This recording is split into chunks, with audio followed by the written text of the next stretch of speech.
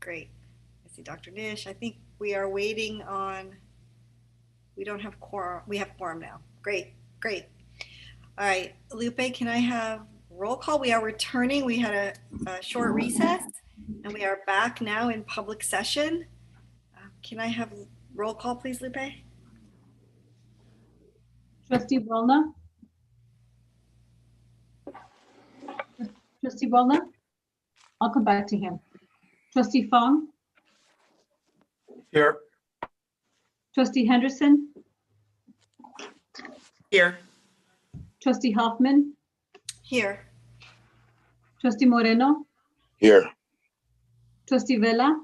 Here. Trustee Veres? Here. Trustee Boulna? Here. Student Trustee Geronimo? Here. Great. Thank you, everyone. Thank you for being right on time. We are now on item D, which is a presentation regarding district law enforcement and security services.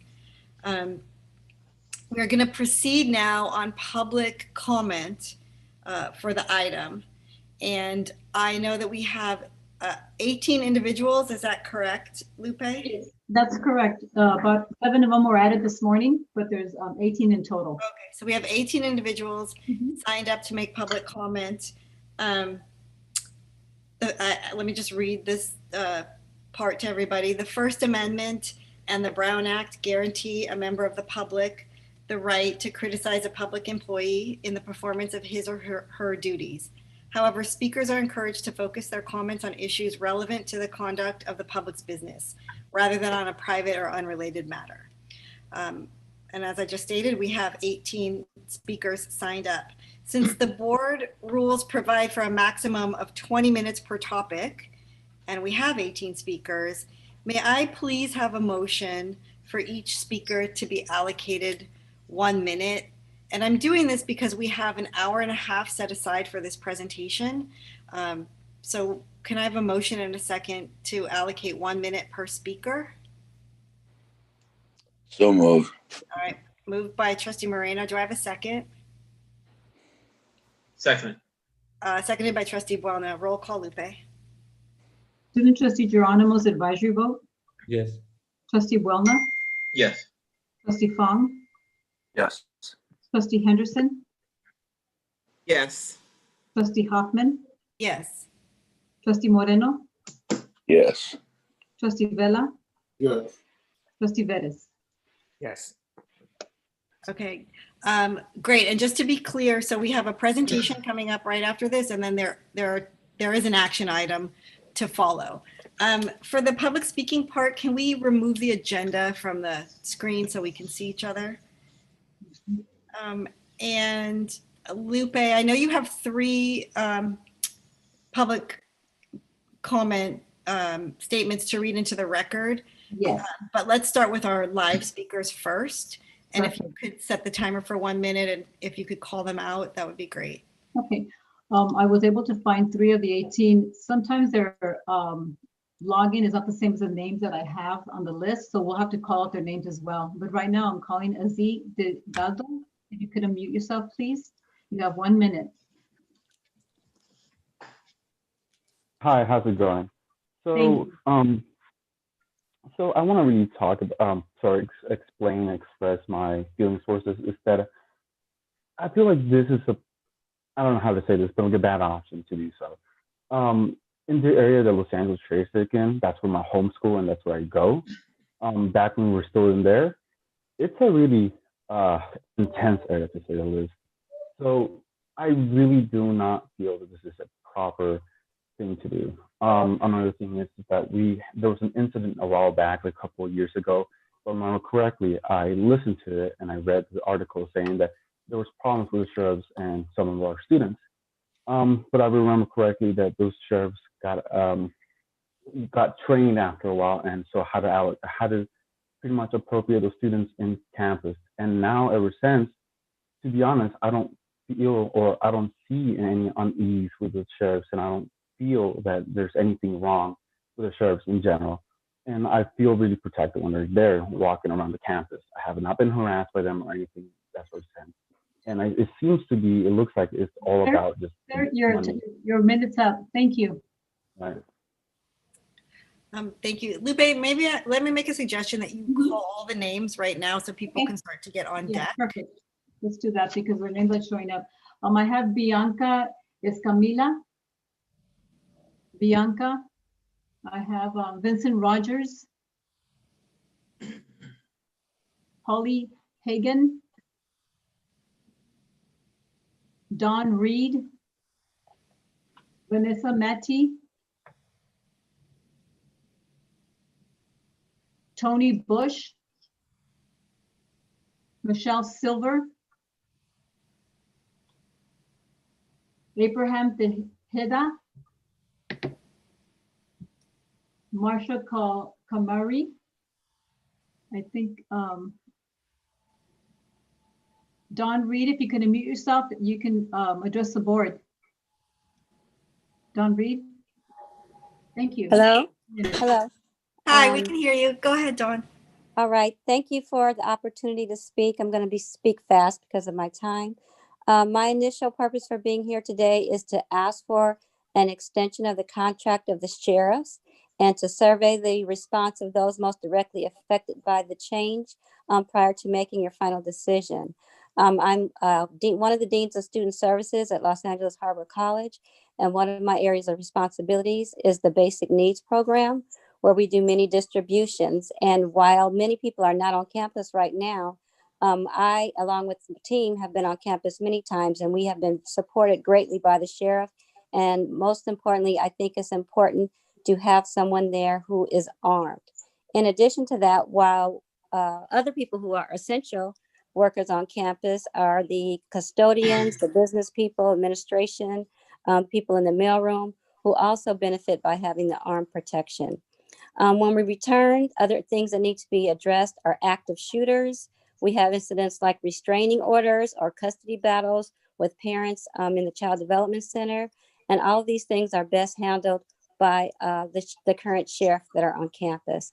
And so again, I'm just asking you, I know I don't know all the parameters behind the decision, but I'm just asking you to extend the contract for further investigation until we can make sure all the people who are directly affected can have a voice. Thank you. Thank you.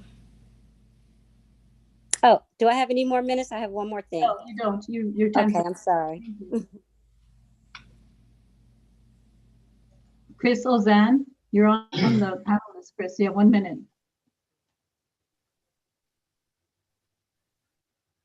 Chris?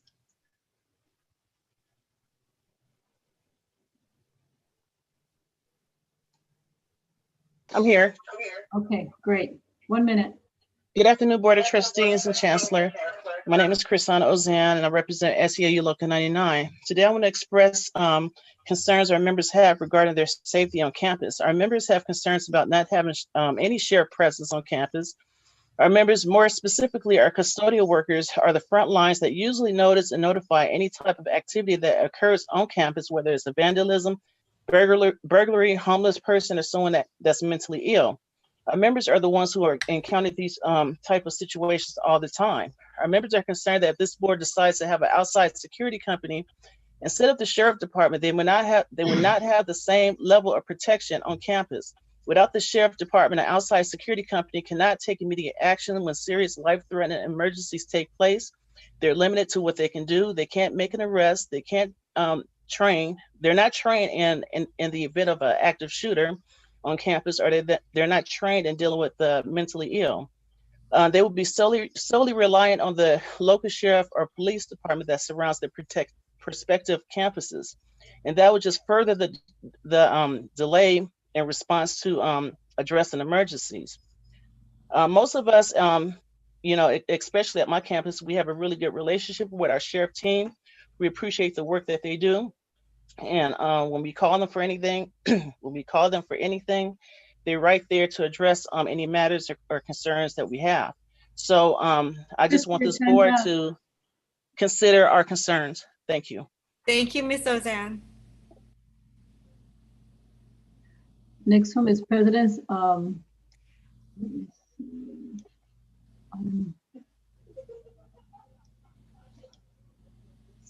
President Solomon, are you there? Yes, I am. Perfect. Thank you. You have 1 minute. Sure. Thank you. Thank you, Chancellor, Honorable Trustees. Welcome to Trustee Henderson. Welcome to the family. My name is Suleiman Issad, President of AFT College Staff Guild, Local 1521A. I would like to express our members' concern about their safety and security, which might be affected by any changes to the security companies which we have. We are all about social justice and everything, but the safety and the security of our members is our paramount concern. And considering the areas we serve, we are unsure on how an unarmed force is going to ensure the same level of security which we have expressed in the meetings, that we are at least looking toward the same level of security, if not better. Plus, the second point is we do have some staff which work in the sheriff's office, and if this change happens, we are unsure on how it is going to affect their jobs. And so far, the district has not come to us and sat at a table across us regarding any changes in the job function of our members who work in the sheriff's department, which is a mandatory bargaining agreement, which is a mandatory bargaining topic, actually. So I would really wanted to express our concerns. Please take those into consideration before coming to any decision. Thank you. Thank you, President Ishak. Next is Suha. If you could unmute yourself. Hi, can you hear me? Yes, we can. Thank you. Hi, my name is Professor Tsuha, and I teach sociology at Pierce College. I'm here today to speak in support of moving in a new direction for providing security on our campuses with allied universal security services. As the Black Lives Matter movement has shown, we are in a time of change that presents an opportunity to reimagine what safety looks like and also what our approach to set safety looks like. A less expensive option also allows us to invest more money in other forms of resources our students need: mental health, housing, food insecurities, all of which collectively can also help make our workspaces more secure. I think it is imperative that we start moving in this new direction. So thank you for your time. Thank you. Thank you, Professor. Next one is Jonathan Klein. Good afternoon, esteemed Board of Trustees members. Many of you have taught before, so you know the types of things we teach our students. We teach our students the importance of building a fair and a just society.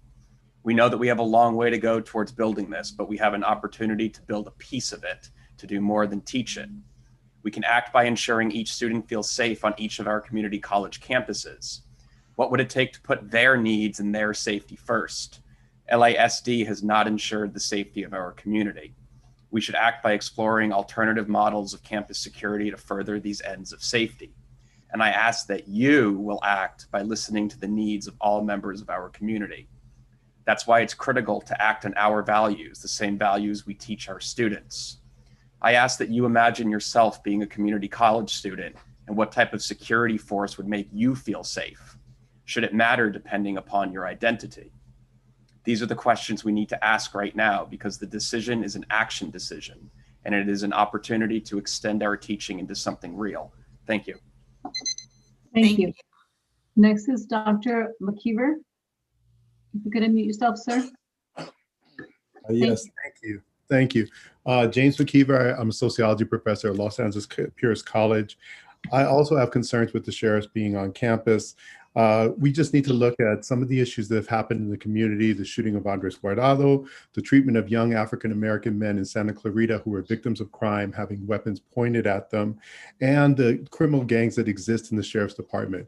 This is the agency that we're tasking with doing community policing on our campuses, and that should really come into question. Also, when it comes to the concept of campus safety, we're not saying there won't be campus safety. We're saying there will be campus safety similar to the way that they have campus safety on the UC campuses, which is not a law enforcement entity. They're UC police, or the CSUs, which are CSU police as well, or Santa Monica College, one of our local constituents. So I think that we will all we should all feel safe, but we can have a community policing model that could be an example, not just to the colleges, but to campuses all over. And the majority of campuses across the country do not use law enforcement and they all have the similar issues that we have, including the worry about school shootings. So thank you very much. Thank you, Professor McKeever. Next one is Anna Salazar.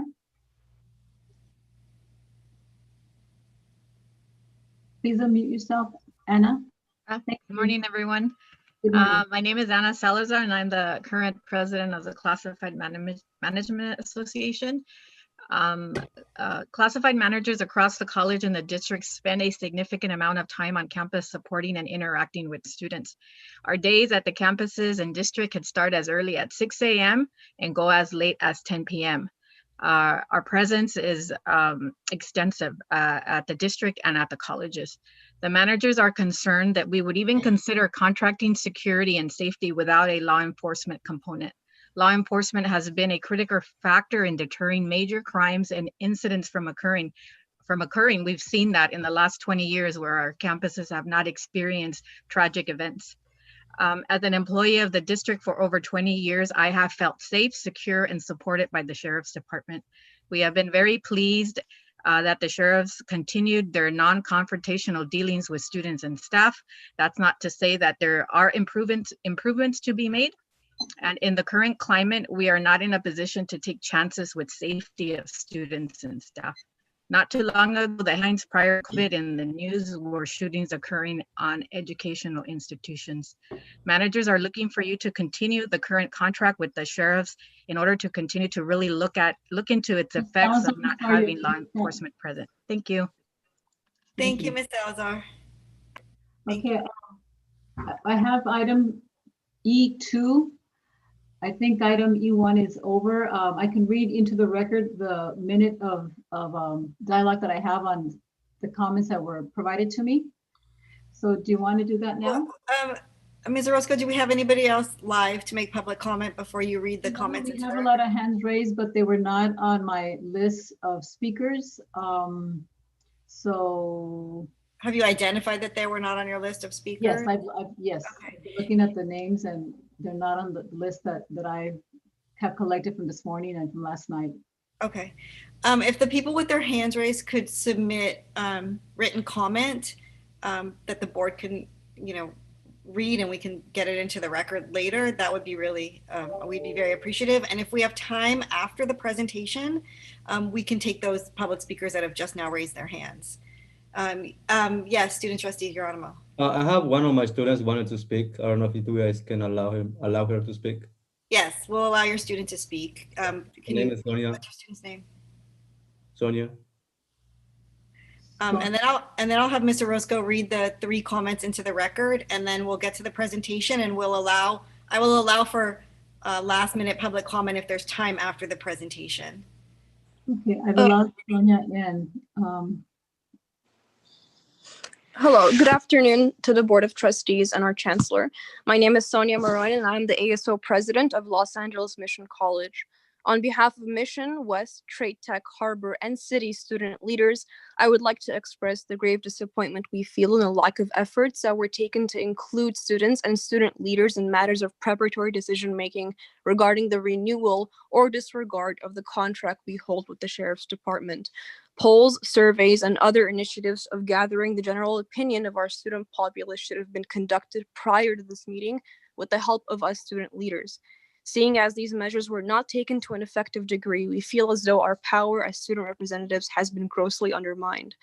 Needless to say, we are aware of the time risk at hand regarding the contract, which is why the 5 aforementioned college student government leaders, including myself, urge the board to extend the sheriff's contract for 6 more months to allow time for us to properly converse with our students, faculty, and staff to reach a consensus about a final decision. Thank you very much. Thank you. Thank you, Sonia. Okay, I'm ready to go ahead and start reading the public comment. Okay, you're timing yourself for 1 minute for each. My time, okay. Okay, thank you. This one is from Michelle Silvers. Thank you, Board of Trustees, for the opportunity to address you. My name is Michelle Silvers, and I'm a professor in the Communication Studies Department at Pierce. I appreciate your commitment to security and your dedication to ensure that every person feels safe when they are working and learning across the district. In light of the real and immediate threat of school shootings and other violent crimes, I personally can't imagine myself teaching on a wide open campus without law enforcement and armed officers. I would feel extremely vulnerable and uncomfortable working in such an insecure setting. Active shootings and other violent crimes are not just mere theoretical possibilities. They are unfortunate realities that we all face. At Pierce, we have firsthand experience when our very own speech tournament was canceled and the campus was evacuated due to an active shooter threat. Thankfully, no one was injured and the campus was evacuated safely and securely due to the efforts of the law enforcement immediately present. I understand that just having armed officers on campus does not guarantee time's up. Okay, I'll move on to the next one.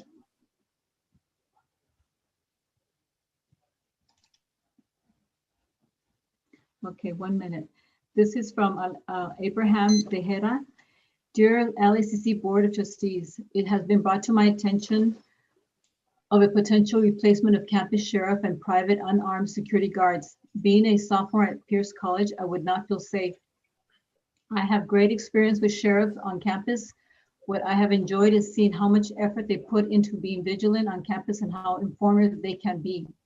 In my years attending Pierce, I have seen sheriff enforcement safely throughout campus in some of these ways: directing traffic, escorting, directing students to classrooms, patrolling campus all day and late at night, assisting in reports that require agency support, providing information, attending campus meetings. They do an amazing job at being the most responsive. However, one of my main concerns is potential active shooter, what seems to have become a new norm. Our sheriffs are at the ready to protect towards and potential threats facing campus, staff, and safety. My time's up. Last one.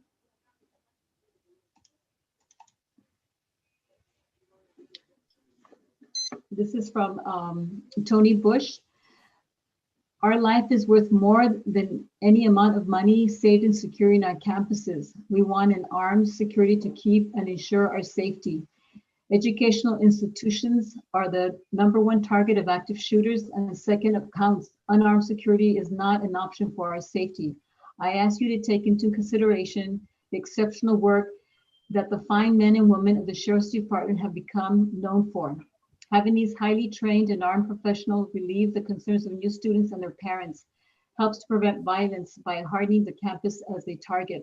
Having trained personnel to create a safe space for a diverse student population and allows for first responders to be on scene immediately. Please consider the Sheriff Department on campus as the most vital of departments on campus. Thank you for your time and your consideration. End. Thank you. So I think what I'm going to do, because I did get a couple of messages saying that it was unclear, and I recognize that there are people that have come to speak before us that may not have spoken at a board meeting before, and that the message was a little confusing as to how to sign up. I have 14 hands raised. I am going to give each of those people 1 minute and call the names of those 14 hands, Lupe, and let's get them in so that they can provide some public comment. And we'll cut it off after that. Dr. Nish, I see you had a hand up. Madam President, we had separated the speakers by E1 and E2. You currently do have speakers in the panel for E2. Correct. Thank you. I was just going to okay. We have 2 for E2. So I would suggest taking all the public comment now, and then we can have the presentation, and then the 2 items that are before us. I'm going to call on the 2 last speakers that had signed up for E2. One of them is Marsha Karimi. Ms. Karimi, I believe you're in the panelist. If you could unmute yourself. Thank you. And then can you please call the hands after that so that you can start to get them into the room? Yes, I've already got Ruby in. Thank you. Okay, thank you. Would you like me to present? Go ahead. Okay, thank you. Thank you and good afternoon. I am truly honored to be here today. As you mentioned, my name is Masa Karimi and I'm the Manager of Education at Allied Universal.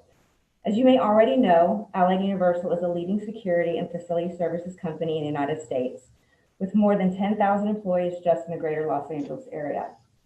Allied Universal is responsible for protecting client sites covering multiple specialty sectors such as education, healthcare, retail, commercial real estate, and government services, just to name a few. I am pleased to say that we have grown to become the nation's leading contract security company within the education sector. with more than 5,000 campus security professionals deployed each week at over 300 institutions of higher learning. Two important factors that set us apart is our dedicated higher education specialists, like myself, who serve as subject matter experts in campus safety, and our direct partnership with the Cleary Center. Allied Universal is the only contract security provider with a direct partnership with the Cleary Center. This exclusive partnership allows us the opportunity to create and continue to build upon training courses in critical campus safety areas. We take great pride in our higher education training program so that each Allied Universal security professional will fully understand their role within the campus community, as well as their position as a campus security authority. We also take pride in our close relationships with local law enforcement and fire agencies. These relationships are paramount to any successful program, particularly when responding to an emergency on campus. We have built strong relationships with our I'm sorry, you're over your minute. Thank you. Thank you. Next one is Brandon Zuniga. Thank you. Brandon? I don't see that. Oh, here, he is in the Here. room. You need to unmute yourself. There you go. My apologies. I do yield my time. I'm a part of ASO at Trade Tech, and I do echo the feelings of Sonia. We feel that we weren't included in this decision and these discussions. And as a student, as student leaders who represent our community, we're quite hurt that when it comes to even our own security, our voice doesn't matter. But thank you. Thank you, Elias. Thank you. Thank you. Next, Ruby.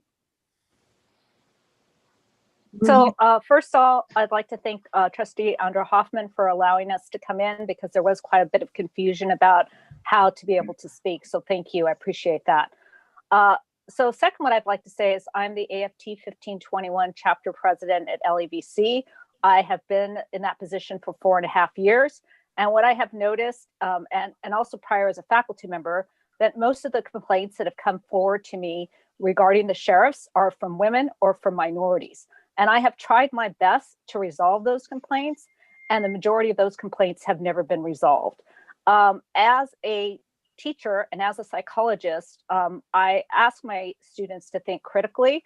I also know that the best predictor of future behavior is past behavior. And so I have not seen any changes in terms of the sheriffs responding differently to me. They listen to me very patiently, but then I don't get any feedback about these problems. And I think what's most disturbing is when I go back to the individuals who have complained, they say to me, well, please don't bother anymore. You know, I don't want to give you any more work. You know, it's insignificant what happened to me. And these are our minority students. These are our women. I don't think it's insignificant. Thank you for allowing me to speak. Thank you, Ruby.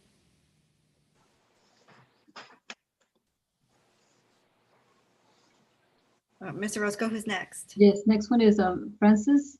Unmute yourself, please. You're not unmuted.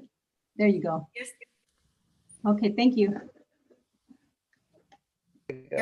All right, I'm sorry. I work at Southwest College and I'm a senior office assistant in the sheriff's department. And all I could tell you is I will not, myself and our cadets will not feel safe there with an 18-year-old unarmed security officer protecting us. The sheriff's deputies do a great job. We feel safe when we're at work. I'm considered essential. I've never been working from home. I'm still on campus. I've been there since this whole pandemic started. And I won't feel safe if they're not there. You know, with all the things that happen on campuses with armed security, imagine what's going to happen when it's some 18-year-old kid there. Please reconsider and extend the contract at least until June so we could work this all out. I appreciate your time and I hope you all have a great holiday. Thank you, Francois. Thank you. Sonia, you can go next. Thank you. Thank you, Madam Chair, for the opportunity to address the board. My name is Dr. Sonia Lopez, Student Services Dean at East Los Angeles College. Sonia, can you speak up just a tiny bit? You're a little bit hard to hear. Yes, let me do this. I want to speak in favor of extending or renewing the contract with the Los Angeles Sheriff's Department. I handle student discipline on campus and wanted to thank Deputy Elias and her crew for always putting campus safety first. If this contract is allowed to expire, I am concerned about the HEAT team and how we will be able to reach out to students in crisis without the support of the Sheriff's Department. Over the years, I've had a great working relationship and can honestly say that I feel safe having them on campus. I was surprised and concerned when I heard that their contract was set to expire at the end of December. Now is not the time to bring in a security company that is not familiar with our campus, our students, or our community. I urge you to find a solution that will ensure that we continue to work with the Los Angeles Sheriff's Department for the foreseeable future. Thank you. Thank you. Next is Jeff Hicks. Thank you. And I wanted to thank President Hoffman for allowing us to speak as well. By the way, I'm Professor Jeff Hicks from English Department at LA City College. I'm strongly opposed to renewing our contract with LASD. I believe having an armed presence on our campus tells students that they are not safe, that they are the enemy. Let us remember that the LA Sheriff's Department has an active gang within their department operating right now, the executioners. You need to think about the experience of our students in their neighborhoods and in their communities. We should not treat our campuses as jails and our security teams as jailers. Show me one instance in the United States where an armed security force actually deterred a school shooting or crime on campus. A security team such as Allied can do everything we need the sheriffs to do without traumatizing our students on a daily basis. Please, please do not allow the sheriffs back on our campus. Thank you for letting me speak. Thank you, Jeff. Next is Michael Van Dyke. Good afternoon, and thank you for letting me speak, trustees. I'm here to urge the Board of Trustees to negotiate continuing security services provided by the Los Angeles Sheriff's Department.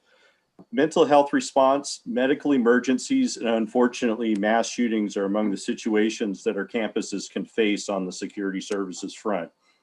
A private security firm will simply not have the training, effectiveness, or interagency connections and response to coordinate and address the vast emergency and security considerations of our facilities and campuses. Even though during this pandemic, most instruction is currently transitioned to remote learning, there are still many disciplines that have on-campus instruction, as hands-on lab procedures and training in some industries cannot effectively be conveyed in a remote learning environment. Please consider and renegotiate the security contract with the LA Sheriff's Department. They have their faults, but they are the most well-connected and best trained when it comes to emergency and armed threat response. Simply having them on campus is a deterrent to those who would plot violence and seek to do harm to our students and our campus communities. Thank you. Thank you, Michael. Next one is Alex Vilata. Yes, Alex Vilata. Thank you, President Hoffman, for allowing us to speak in the last minute. I would like to express the great relationship that we have with our Sheriff Department at Pierce College. Our experiences with them haven't been more than just always pleasant, right? Anywhere from protecting our kids in our child development centers, our summer campers, our just pretty much everyone on campus. Some people have brought up the saddened death of Andres Guardado, right? And I lost a brother at 19 as well, and I know how it feels. There's nothing worse than seeing a mom losing their son.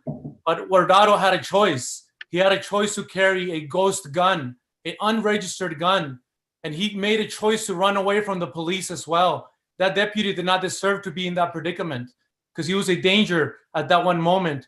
But the people who did not have a choice are other victims that have lost their lives in active shooters on campuses.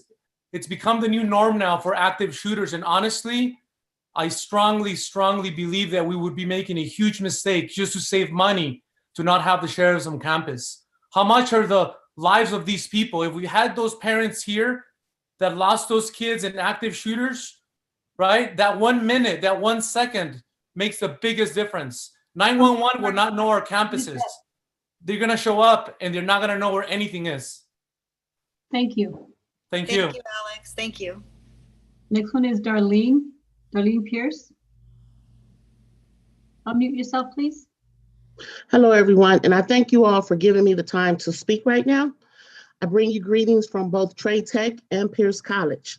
With the ongoing uprisings that we have now and how everything is changing, Trade Tech is based in downtown Los Angeles, which is very close, right across the street from some of the homeless areas that we serve, that LA has. I don't think it'll be wise. I'm not here to tell you what to do, but it just wouldn't be wise to just allow private security to come in, because majority of those private securities, they're not vetted. They don't vet their peoples. And I know this because I'm from the community, and a lot of the people from my community work at those companies. So they're not vetted. Aside from that, the equipment and the machinery that LACCD has provided for the schools, it would be in jeopardy. People will be allowed to come in and ravish and steal and take whatever they wanted to. The safety and the security of LACCD students and the staff, it cannot be placed in a payroll contract by, say, a subcontractor staff. Incapable of effectively and immediately responding to any forms of campus intrusions. I'm sorry, were you cutting me off? Your time's up, over a minute. Thank you. Okay, thank you. Thank you, darling. You weren't cut off. You had a minute. Thank you. I'm sorry. That's okay. That's okay. Thank you for sharing. Next is Dale Fields. Dale, if you can unmute yourself. Perfect. Thank you. I'm Dale Fields from Los Angeles Pierce College, and I'd like to say two things in support of alternative policing. One is that my spouse is from Europe and has been a student and has worked in education for 35 years without any armed law enforcement available. I'm also a member of the queer community, and I've worked with our ASO club to produce Pride events, the first at Pierce College. We were appreciative of having security, but this is none of my queer students, who are also students of color, wanted armed law enforcement with them. We feel we would like security, but we would like an alternative model of providing that to us so that we can feel safe. Thank you. Thank you. I like the Brahma behind you there. Next, Elizabeth Thorne. Elizabeth Thornton. Is that Yes. okay? Hi, thanks for the opportunity to speak. First of all, a lot has been said about the institutional culture of LASD more broadly. And I don't want to repeat those points, although I think it's worth mentioning that the Board of Supervisors is currently trying to remove the sheriff before his term because of his violation of the California Public Records Act, his reinstatement of people who were fired through excessive force. But people keep on talking about things that have happened on campus, and there's been a lot of truth telling in the wake of May and June. Campus deputies have reportedly pulled guns on a faculty member cleaning up after class. Campus deputies have pressured female students to press charges against other students and threatened faculty members with arrests after they helped the student assert her right not to press charges. Campus deputies have intervened in dangerous ways when students have had seizures in classes. Deputies have harassed homeless students who would park their cars on campus during normal business hours. Faculty members have referenced being followed repeatedly and eventually pulled over by campus deputies with a reason being given that they were driving a nice, expensive car. Your time's up. Thank you. I don't want active shooters on campus, so that's why I don't want the sheriffs to return. Thank you, Elizabeth. Victoria Gutierrez.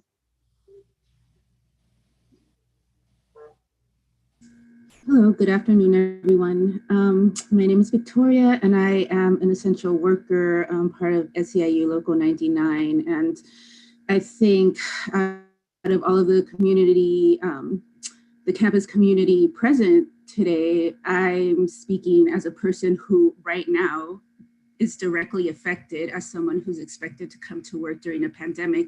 And so, while this issue of renewing the sheriff's contract under within the context of the Black Lives Matter movement and police brutality, it is a very complex issue. But what troubles me is that the Board of Trustees and the Chancellor continue to make decisions about our safety as employees, our safety as students, our safety as an entire campus community without our input. So what I really hope is that after hearing the comments from today, you move forward in a way and with a process that takes seriously the input of people who are directly affected by the safety decisions that you guys make. That's it. Thank you, Victoria. Ms. Bell? Ms. Bell, unmute yourself, please. Can you hear me? Yes, thank you. Hi.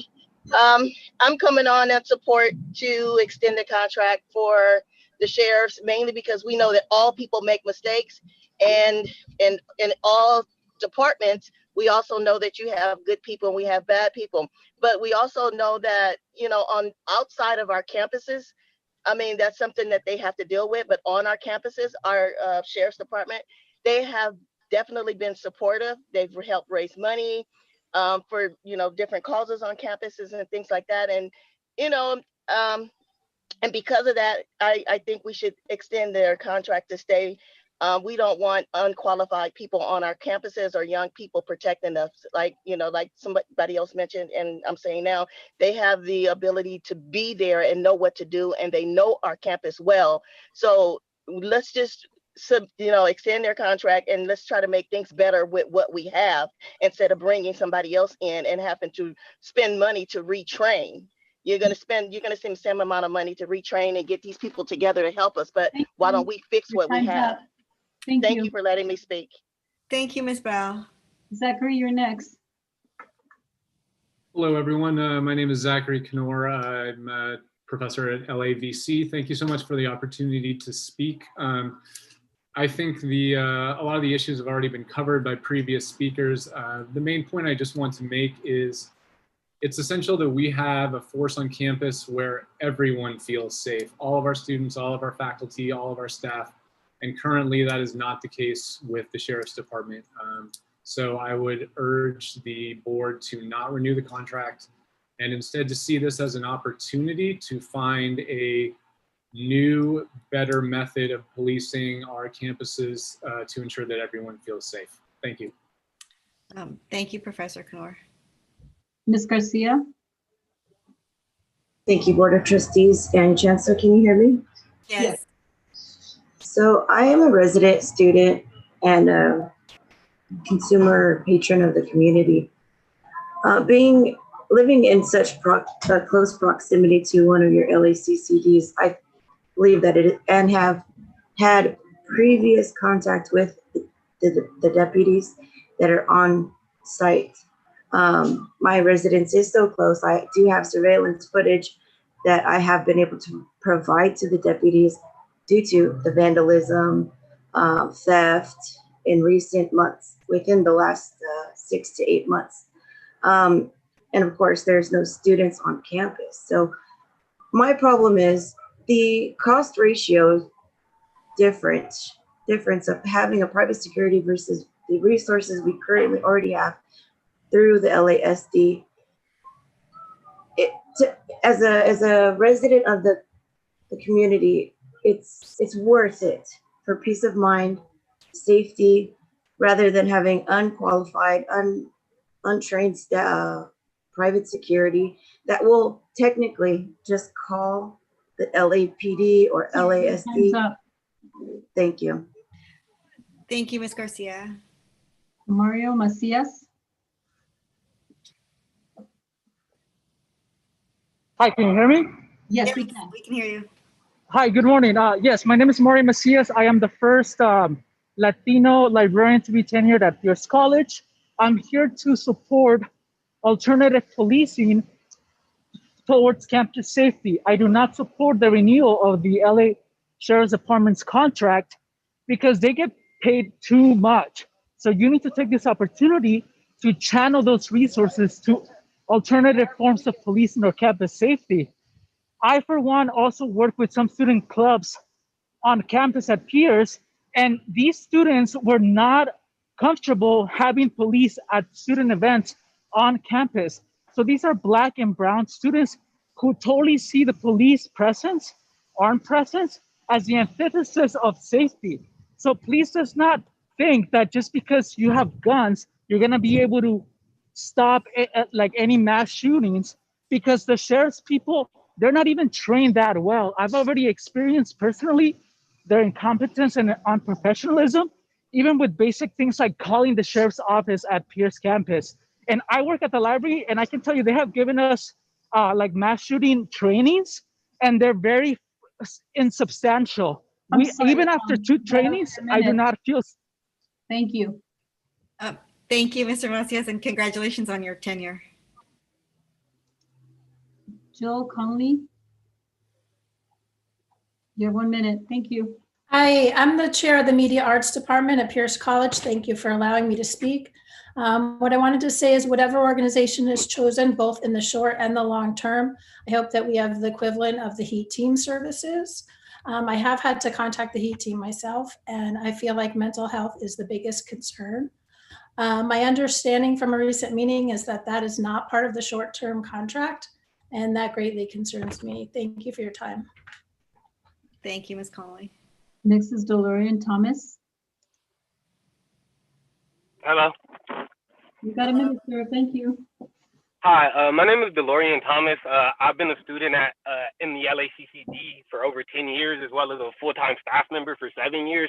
A lot of people are speaking right now, and there seems to be very little concern for the interests of the students. The Sheriff's Department doesn't make our campus safer. In 2018, Texas State University reviewed 80 school shootings and found that only one of them was stopped by an armed guard. 1 out of 80. So who exactly are they protecting? The 5 largest school shootings in 2018 all happened on campus with armed guards. On top of that, like Professor Thornton pointed out earlier, you guys are looking at renewing a contract with a department led by a man currently being asked to step down because he refuses to cooperate with oversight boards. But you want us to believe that we can push reform when he won't even listen to other elected officials? Like, we need to reimagine what we do for safety in our campus and in our world as a whole. And our district has an opportunity to make a change and make a statement. And everyone here who is talking about, like, our students have to live through terror with these people, and you won't even imagine that there could be a different reality. Like the selfishness and the selfishness and narcissism is disgusting. Thank you, DeLorean. Next is Chase Shelby. Yeah, thank you for taking my comment. My name is Chase Selby. I'm the Learning Center Director at West Los Angeles College. I'm here to advocate for equity and racial justice and urge us to move to consider an alternative option to the Los Angeles Sheriff's Department on our campus. We're currently at a time where people are seeking to address systemic racism and investigate practices, relationships, power structures that maintain and protect white supremacy. When we talk about systemic racism, we as educators must realize that we are one of the systems that perpetuate it, along with classism, homophobia, transphobia. And yesterday was the time to ask ourselves if our policies and our practices are actively harming our BIPOC brothers, sisters, and non-binary folks that make up our faculty, staff, and administrators. While school shootings are indeed a reality in today's society, law enforcement is only a reactionary body in these situations and do little to prevent these events from occurring. LACCD has the opportunity to make real equitable change or maintain the status quo. LACCD can reimagine what campus safety looks like, or we can continue to support a violent and oppressive organization, one that has recently murdered one of our own students in cold blood, has reacted to nonviolent protests for racial justice with force, and one that houses and protects criminal gangs within their ranks. Los Angeles Sheriff's Department criminalizes poverty, mental illness, addiction, and homelessness on our campus under the guise of keeping us safe. They focus on the protection of property first and then recognize their duty to protect people second. Ultimately, there's a strong disconnection between the sheriffs and the needs of our campuses. Thank you. Thank you. Thank you, Mr. Selby. Okay, President Hoffman, now we have 3 phone lines. We can't move them to the panelists because they're on the phone, but I could allow them to talk. Sure. Are these the last 3? Last 3. Okay. Okay. Yes, okay. I have them identified. Yourself, 626-3034, and you have 1 minute. Thank you. Thank you. This is Phil Barajas. I'm out of East Los Angeles Community College. I've had the privilege of being a member of the district for over 45 years. I can recall back when the sheriffs first came on board, I was concerned, but throughout the years, I've learned to respect them more. and create a good relationship with them. With that being said, I would like to urge the Board of Trustees to renew their contract. I have found that when the people work with the sheriffs will work with you. We can always have disagreements, but that aside, it saddens me to hear about the unfortunate circumstances that have occurred in other campuses, but there has to be a solution. I urge them to seek it out. Again, who represent Local 99, I'm concerned about being asked to return back to work full-time basis. Of course, that puts us more at risk, but at the same time, knowing that a qualified police force is on campus, we will still feel safer than not. Thank you very much. But before I end, good afternoon, Chancellor Rodriguez and distinguished board members. Thank you very much. Thank you, Mr. Barajas. Okay, we have one more. Okay, sir. If you could identify yourself, you have 1 minute and unmute yourself. Use *9 to unmute yourself on your phone. *9.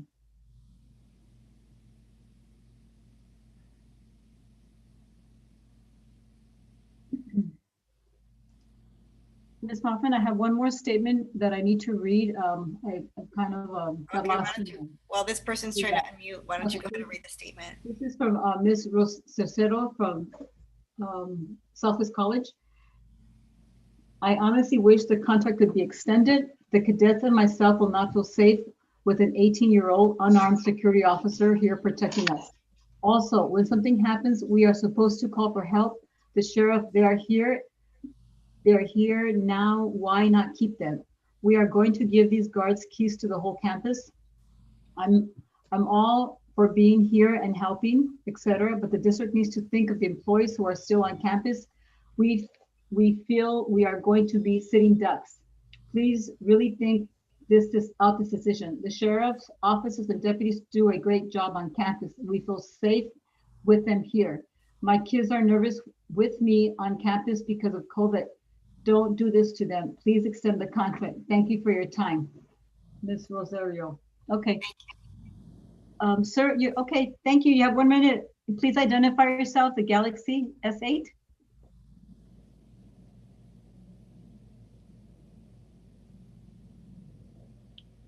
You're unmuted. You can speak. Can you hear us?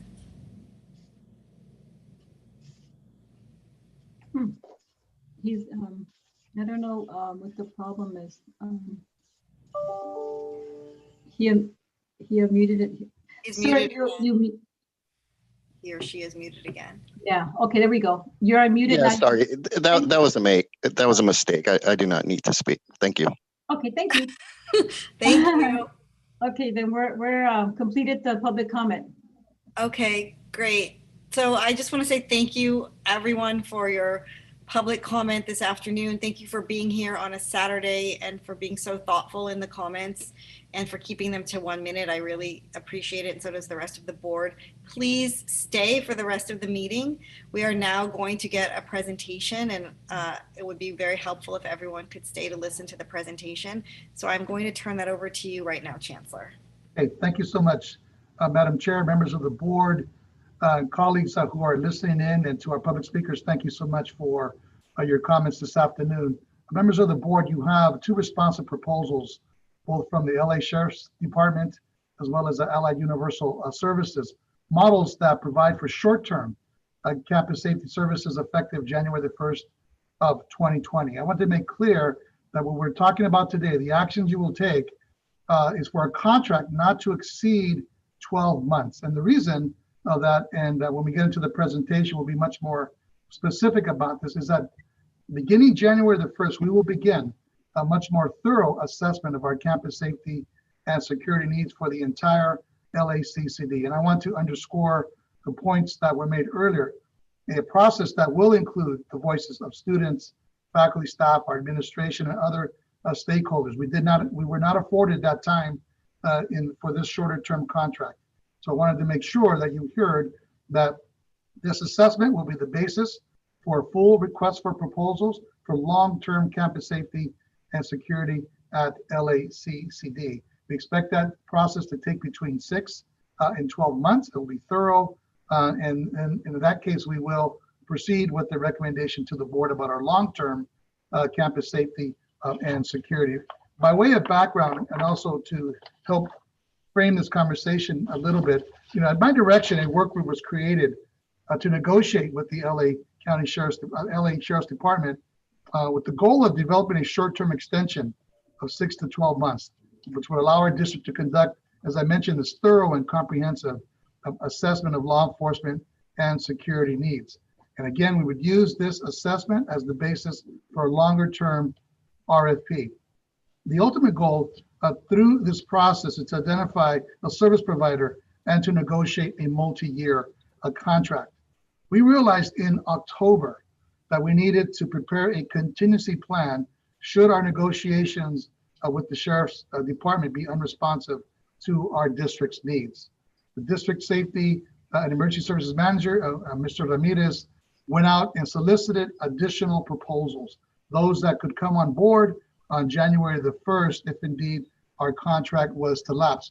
We were not able at that time to reach agreement, and hence you saw the very public demonstration of news press releases and whatnot, indicating that we would let the contract naturally lapse and expire on December the 31st of this year. Recently, we received a much more responsive proposal from the LASD, so we coupled that with the other proposal that we thought was most responsive to our need, and that's what you have in front of you today. Let me finish this last part by giving you all just an executive summary, and then I will have the presentation by Deputy Chancellor Melinda Nish give you much more detail.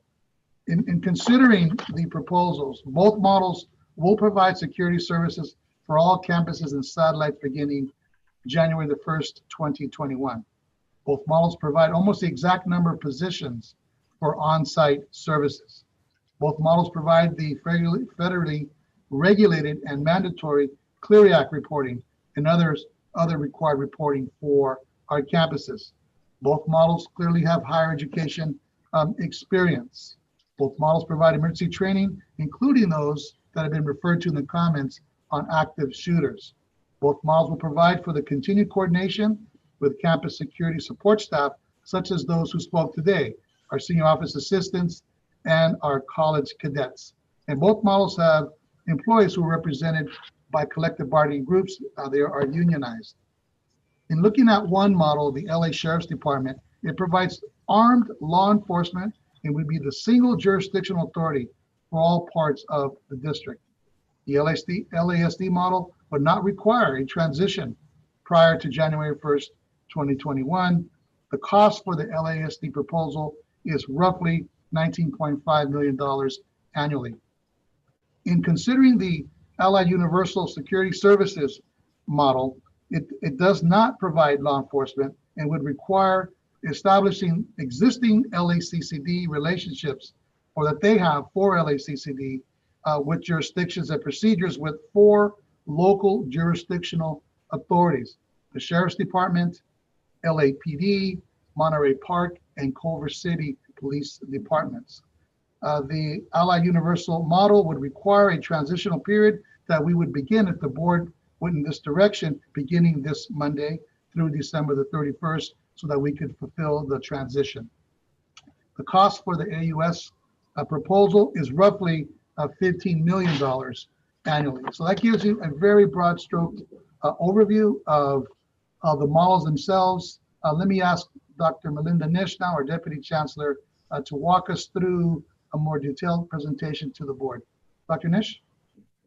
Thank you, Chancellor Rodriguez, and greetings and good afternoon, Board President Hoffman, all the trustees here this afternoon, and a particular welcome to our new trustee Henderson. It's a pleasure to meet you. I know that this is a rather robust day for the first day, but I'm delighted to have you here. Thank you very, very much to the speakers who have spoken to you today. And in particular, I would like to thank Lupe and Crystal for excellent work in helping moderate the meeting. I do have a very short presentation here. I apologize in advance. Some of this information will be redundant, but because there is so much information, I think it is probably good that we repeat it and then offer you the opportunity to ask questions. So with that, could we go to the next slide, please, Crystal? My goal today is to provide you with three elements of a brief report.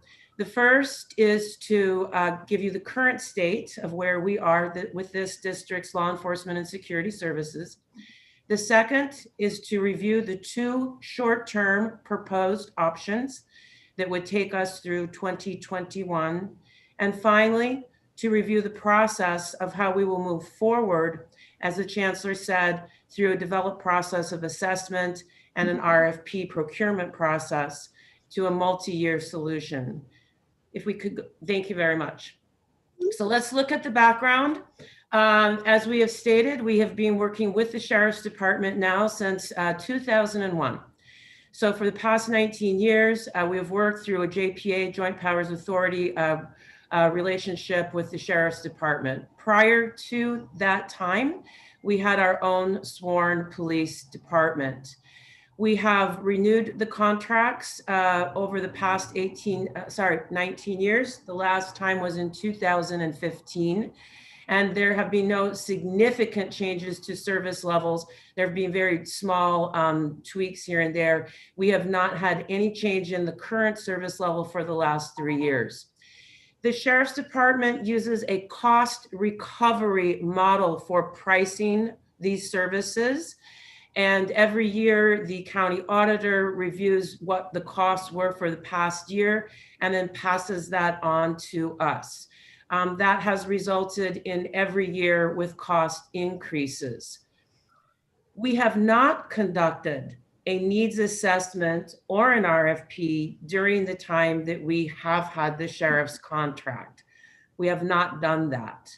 And we were not successful in renewing a multi-year contract with the sheriffs. And you have heard very clearly from the chancellor. In fact, we were directed to negotiate a short-term contract to allow for the opportunity to do a thorough assessment and then move through an RFP process. And as we are all well aware, our current contract expires on December 31st, 2020. The chancellor is correct that we were served formal notification of expiration of services for December 31st, 2020 from the Sheriff's Department, but then very recently they gave us a new proposal. We will get to that in a moment. Let's look at our current contract and where we are with the sheriffs. As of July 1, the cost of our current deployment levels for the district are nearly $25.8 million. That represents about a 10% increase from last year's cost with no change in deployment. Currently, our deployment model includes a captain, 3 lieutenants, a very robust roving deployment with sergeants and deputies. Each college has a team lead deputy and 2 other deputies, plus a contingency of security officers. The Sheriff's Department does provide a detective unit unique to our bureau, and they do provide other overhead support, including Clary support. We have worked with the Sheriff's Department on training, including emergency training of active shooter drills, and that has been an important component of work we've done together. This is going to be very difficult to read unless you manipulate your monitor. But I wanted to give you a quick overview of crime statistics for the district. Our colleges are very safe environments, particularly when you compare them to the crime in the neighborhoods in which they find themselves. All of our campuses have significantly less crime than the neighborhoods in which they are located. Last year, the year of 2019, there were a total of 644 incidents reported by our Sheriff's Bureau. Of those incidents, 465 were crimes. So just over 70% of all incidents were actually crimes. Of those crimes, there were 60 arrests. So just about 13% of crimes reported end in arrest. What is not on this table, but is interesting to note, is that of the 465 crimes, less than 7% of the suspects of those crimes were identified as district students. Most of the crimes are petty theft and vandalism. The estimate of damages to the district from criminal activity for 2019 was $562,000. Crime, according to the sheriff's statistics for our district, has been decreasing overall for the past 3 years. The second to last row shows how the crime statistics at each college and overall have varied from 2018 to 2019. You can see that overall for the district, there's been a 15% reduction in reported crimes, and that has varied with some colleges having pretty much no change from 2018 to 2019, a couple significant increases, a couple significant decreases. And finally, I added the last row. This is a year-to-date comparison from January through October of 2019 to 2020. As we're all aware, since mid-March of this year, we've had less than 10% of our staff and students on campus. We've had a significant reduction in any in-person activity on our campuses. And you can see that in almost every instance, we've also seen a significant reduction in crimes reported. We still have experienced theft and vandalism, but overall for the district, we've had a greater than 50% decrease in reported crimes the first 10 months of this year compared to last year. We assume that that is mostly attributable to the COVID response of safer at home orders. If we could go to the next slide, please. So what are the short-term models before? I'm sorry, Deputy Chancellor, can you clarify a statistic here on the previous page? It says Mission College plus 100%. Yes. Can you describe that? Because obviously that's the one, sort of very different trend of the entire list here. But can you explain that?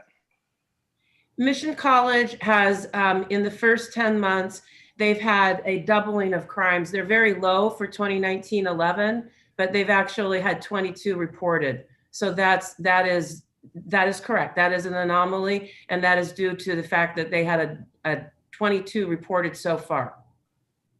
Dr. Nish, do we know what kinds of crimes those were? And I didn't really want to get into questions until you're done with the presentation, but now that it was brought up. I can look that information up for you. I do have that information. And again, it's primarily theft and vandalism. Thank you. I'm very impressed. You were able to see the table, and I appreciate the questions. Thank you very much. Moving on to the second point of our presentation this afternoon, the short-term models. At the direction of the Chancellor, staff worked to bring before you a short-term solution so that we would be able to develop the long-term solution. Short-term requirements were that we have security in place by January 1, that it be 24/7 coverage, that it would meet all federal, state, and local requirements, that we would have an experienced clearing coordinator, that we would have unionized staffing with higher education experience. We also were very keen to have a provider that would have a proven level of satisfaction working with very diverse populations, and that we would have a law enforcement solution regardless of the provider. You have before you two models. The first model, going to the next slide, please, is that has been proposed very recently by the Sheriff's Department. This model would be an armed police response with no changes to the basic services, however, with significant reductions in staffing from our current levels of deployment. There would be a significant reduction by 1/2 or more of the roving sergeants and deputies. The detective unit would be significantly reduced, nearly eliminated, leaving us with 1 detective and with a position that would handle clearing. Command positions would be reduced. We would go from 3 lieutenants to 2. There would be other overhead positions that would be reduced as well. And security officers at the campuses would be reduced. By my count, 45 positions would be removed from the current deployment levels, with 22 of those positions being security officers and reduced at the campuses. The sheriff's proposal is a 6-month term. It may be extended month to month up to 12 months. Of course, this is an armed, post-certified, unionized staff. It would allow us to remain with a single law enforcement agency for the entire district. This is almost a $19.6 million annual cost, and it is 24% less than our current cost. So it is a significant change. The second model before you today is a contracted services model with Allied Universal Services. Allied Universal provides armed, professionally trained security personnel, and they do specialize in higher education. They, for contract security services, they are the leader in the industry for higher education, serving over 300 higher education institutions, colleges, and universities. These include Mount St. Mary's University, West Coast University, Claremont McKenna College, Hartnell College, Houston Community College, and Pima Community College. Excuse me, Dr. Nish, pardon my interruption. I think you described it as armed. It is listed as unarmed. So Excuse me. That is. Thank you for correcting. It is absolutely unarmed. This would be unarmed trained security personnel. We would have 24/7 coverage. We would have unionized staffing with this model through SEIU, and the deployment would be very similar to the deployment being proposed by the sheriffs. It would be a little different, however. It wouldn't be deputies. There would be a team leader at each campus. There would be a contingency of security officers. Each campus would have 2 dedicated positions for dispatch and 2 dedicated positions for check-in services. Several of the colleges would actually end up with 1 more position than with the sheriff's model. I think several would have 1 less or remain the same. So it's a very similar deployment in terms of positions. There would be an experienced clery coordinator. One of the advantages of Allied Universal is they are the only contract service provider that partners with the Clery Center.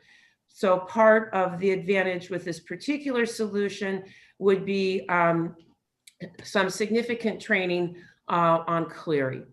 This would, however, require a transition, and it would have to be a highly accelerated transition. We have mapped out a plan that would achieve that, and it would begin immediately next week. This would not be a single law enforcement jurisdiction partner. We would have to work with the 4 local jurisdictions, namely LAPD, LASD, Culver City, and Monterey Park PD. This proposed agreement is for 12 months. However, it does offer the district the ability to terminate for convenience after 6 months, should we be in a position through our RFP process to do so. The cost of this particular option is a little over $15 million per year.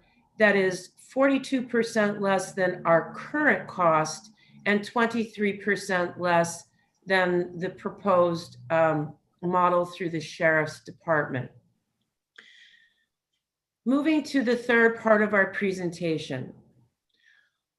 Either short-term solution allows us to achieve the long-term solution, namely to begin the process of a comprehensive district-wide assessment of our law enforcement and security needs.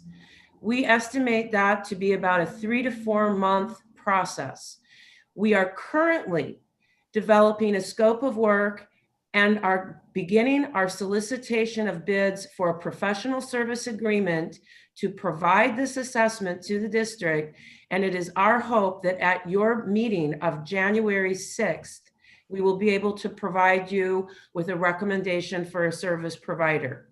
We think that the type of assessment that we would like to have conducted will take at least 3 months, if not more. You have heard in the public comment today, and we have certainly heard in our shared governance and consultation meetings, a keen interest of all stakeholders to be involved in this assessment. There would need to be extensive data gathering, and that must include ample opportunity for stakeholder interviews, surveys, information forums, and of course, we would expect a very robust schedule of public meetings, and that would certainly include meetings with the board. Once we have this process completed, it will allow us to determine what we believe as a district we need in terms of law enforcement and security. It allows us to think about the reimagining of where we want to be as a district. We will use the assessment to develop a scope of work. We will then go through the request for proposals procurement process. We believe that will take at least 3 months, most likely a solid month, just to develop a scope of work and vet it to assure that we're comfortable with what we are requesting. Once that process has been completed with detailed proposals and a vetting and selection process, we would of course be bringing that to you, the board, for your approval, and then it would allow us to negotiate the contract. We would then work to implement this new solution through the last part of 2021, so that no later than January 2022, we would be into a new multi-year situation, and hopefully with a very well vetted, and I would hope a strongly supported model. Finally, I'd like to just reiterate,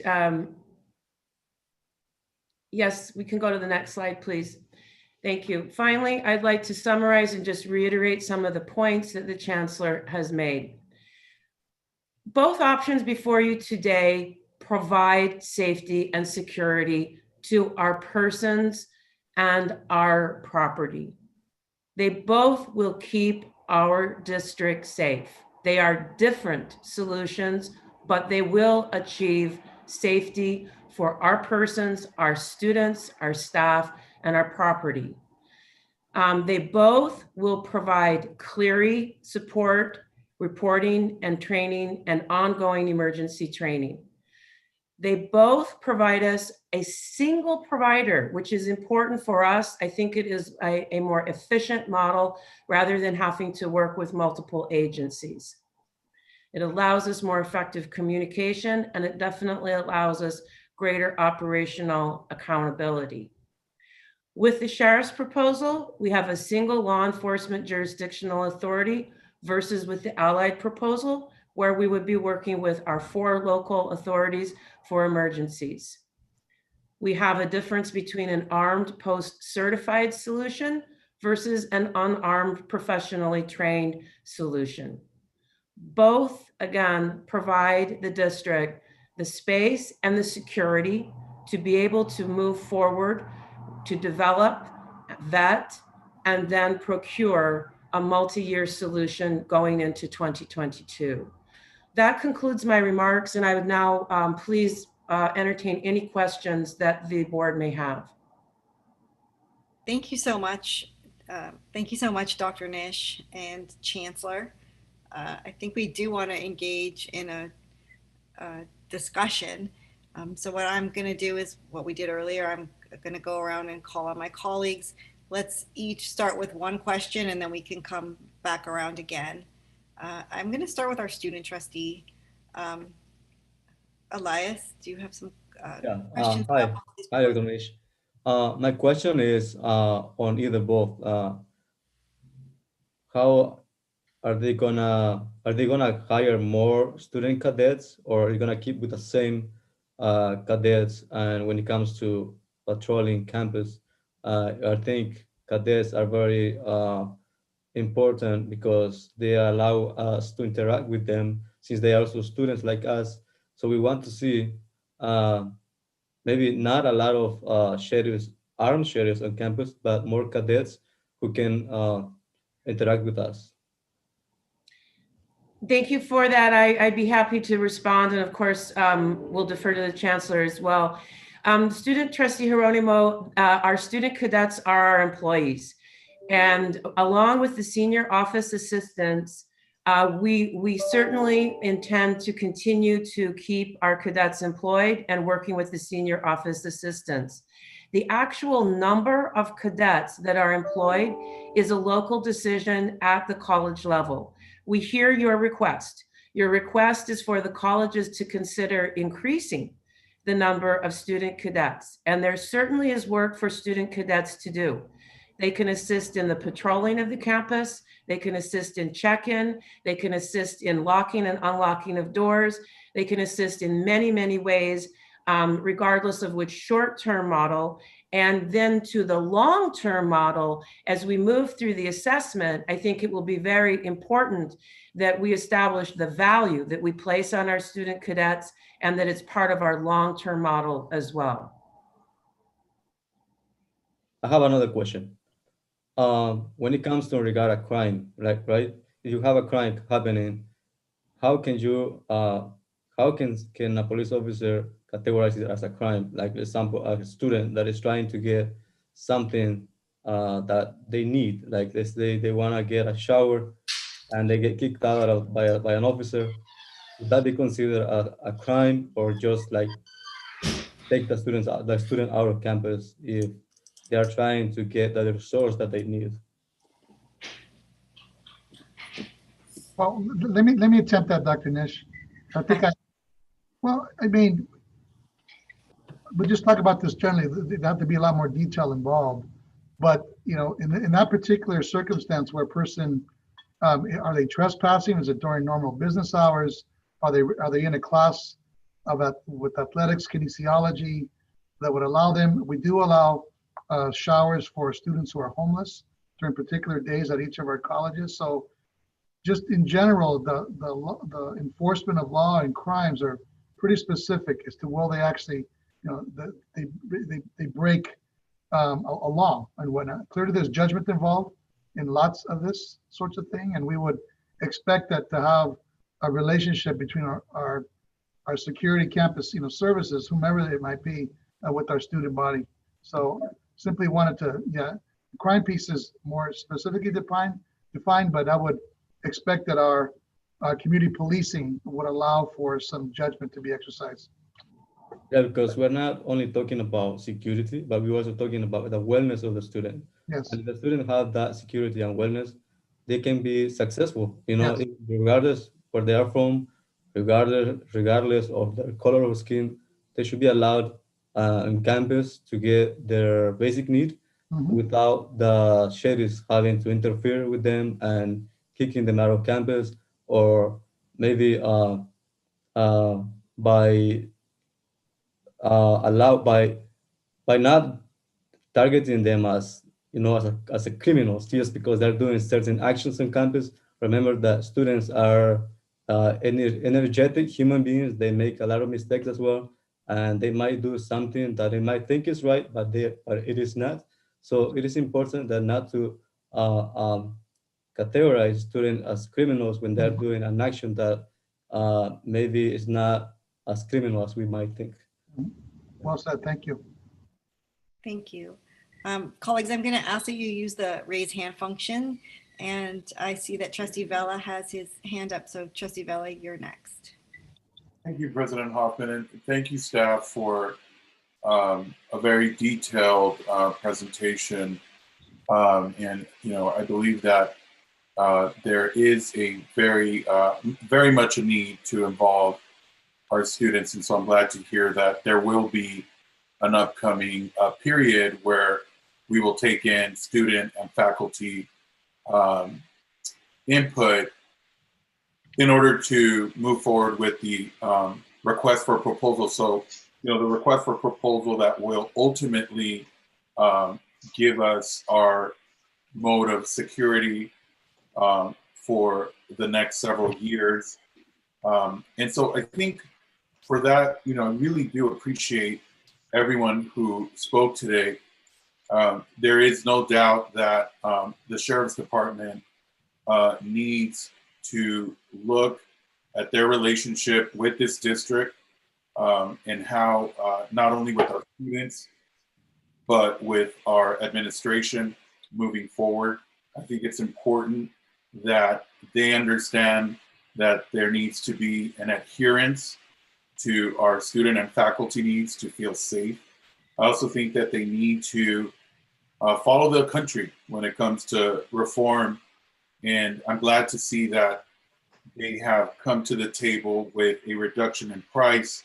I see here in your PowerPoint, and I have three questions. The PowerPoint says $19 million for annual cost.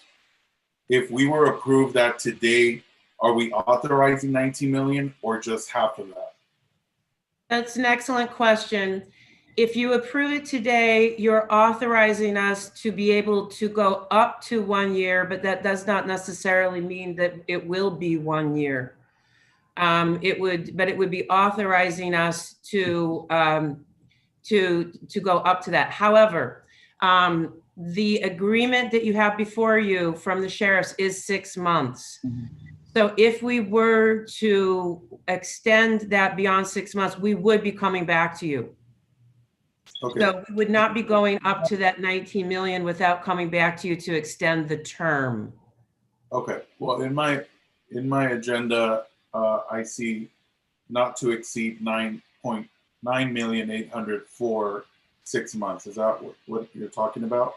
Yes, Trustee Vella, that is correct, because the agreement provided to us from the sheriffs was for 6 months. So if we take half of the annualized cost, that would give you the figure. And then it does allow us to come back to you to extend the term if need be, but we would have to come back to you for that because it is currently just a 6-month contract.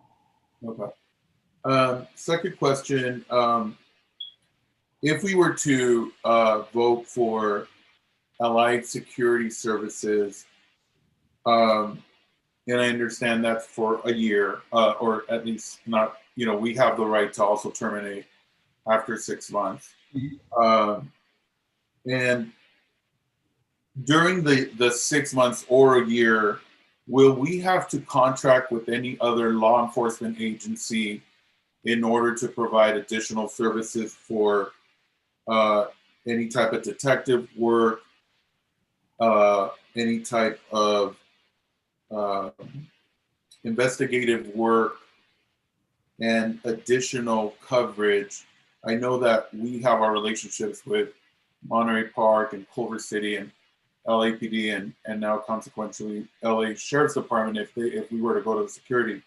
But are they going to come to us with any additional, perhaps, requests to contract with them for additional services or for response time and for investigative work?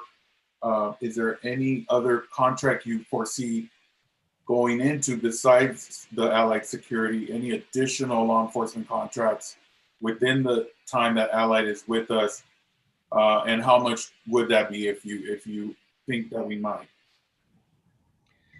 I do not believe there would be any additional contracts. Those services would be provided by our local agencies. We would not be having to pay extra for detective or investigative services.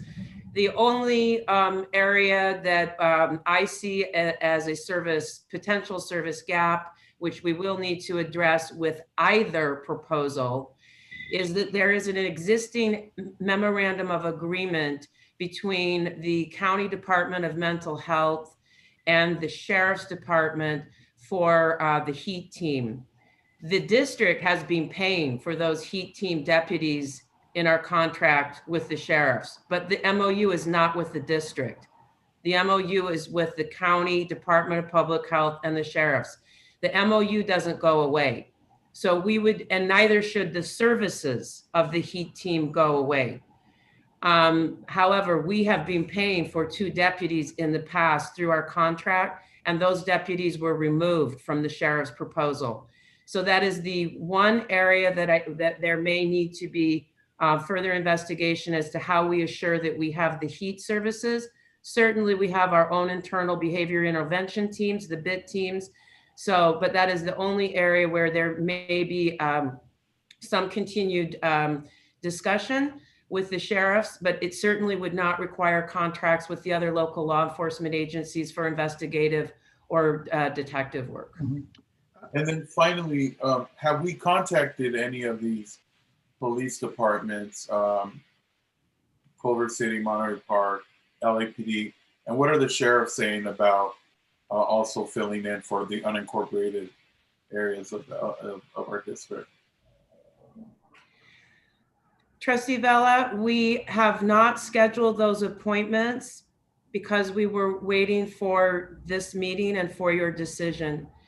These agencies certainly are aware, and we have had informal conversations, but we have not scheduled formal meetings with them. There is a formal process to go through if we move from the sheriffs to our local jurisdiction authorities. And I've discussed that both with the sheriffs, and we've also discussed that with Allied Universal. We know exactly the process that we would move through, but we have not begun the formal process, waiting for this meeting and for your direction. Okay. And, I also would like staff to, look at what is the current population in our campuses. I know we are studying remotely and teaching remotely. I am aware that some employees, and I'm aware that in particular SEIU 99 custodians and so on and so forth, and AFD 1521, some employees are actually still on campus or are told to come into campus. If you could provide those numbers, please. What's the population currently at our campuses? Is it 0?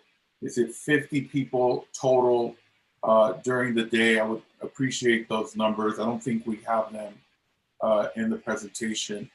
And then also, I did want to say just briefly that, I am disappointed that, the Sheriff's Department did not, we're not able to come to the table with an initial reduction in cost as we had asked. I know that that was a direction from President Hoffman over to Chancellor Rodriguez in light of, finding a similar model to what cities and other agencies were doing, which was a reduction and then using that reduction in cost to help us do, in particular, African-American programming and outreach. So I know that they came in later and appreciate that the sheriff did do that.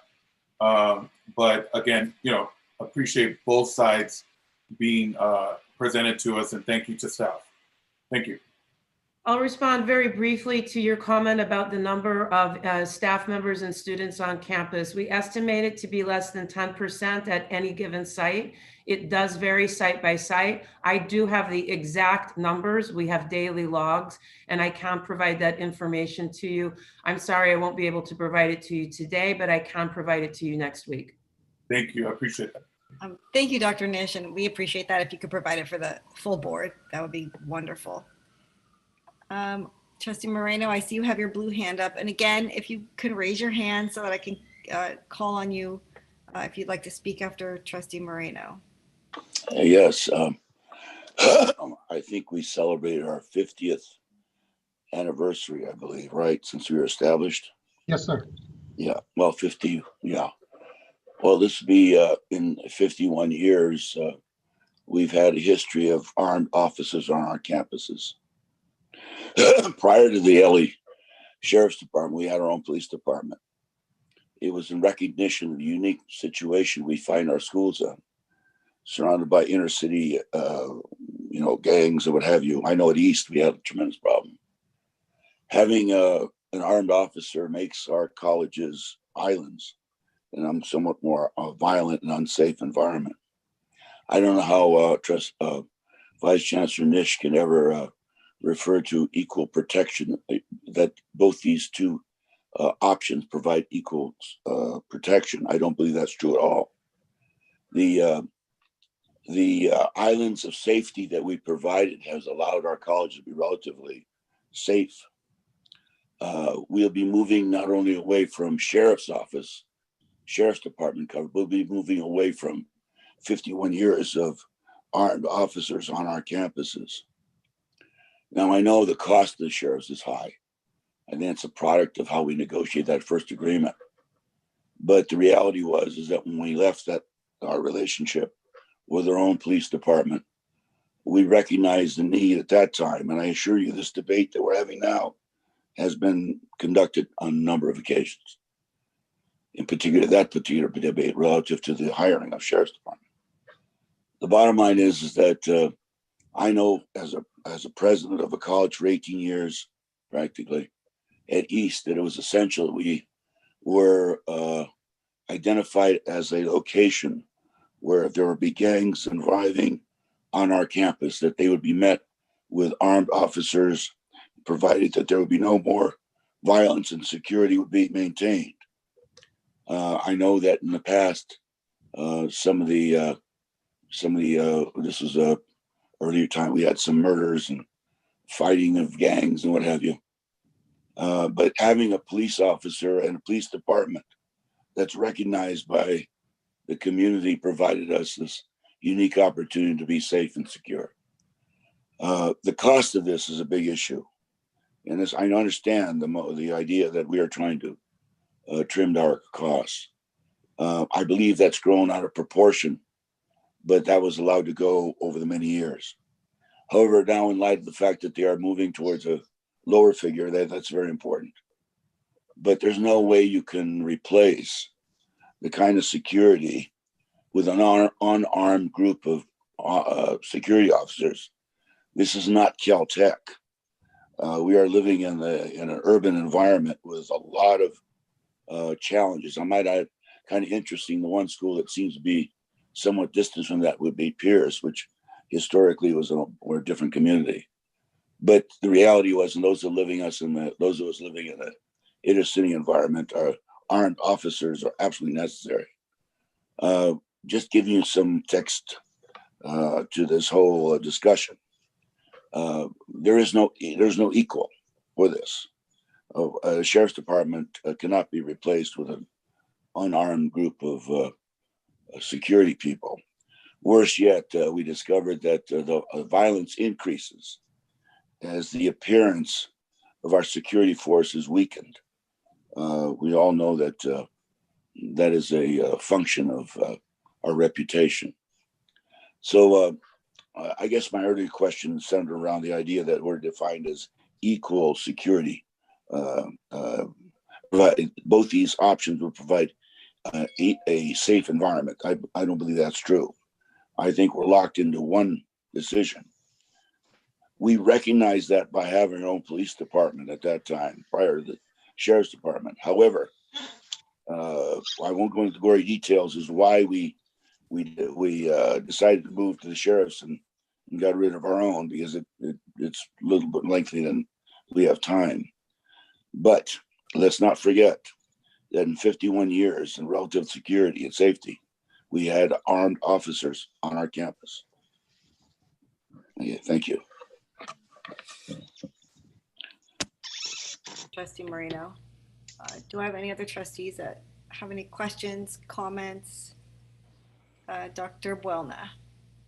So, thank you for everyone for your comments. I think what's important here, just strategically, is that the discussion is occurring and that we're not being mandated to do one thing or another. But we're looking at a complete assessment that, with that assessment, for that assessment to be student-centered, staff-centered, faculty-centered, campus-centered, and LACCD-centered. I think how that assessment occurs is going to be important, along with the surveys, the focus group, the interviews. What's important to me is folks have the ability to give anonymous feedback without any fear of reprisals. Higher education, everyone says everyone is freedom to, has the freedom to speak. A lot of times that doesn't happen within departments, within units. Sometimes people feel pressured to give feedback, and they'll give feedback even if they don't believe it. So in this process, I think, folks being able to be able to give that freedom and those comments in order to inform that final assessment of where we as a district want to be. And I'm going to emphasize that we as a district, not being told by any one entity what we have to do, but being guided by, again, what we intend.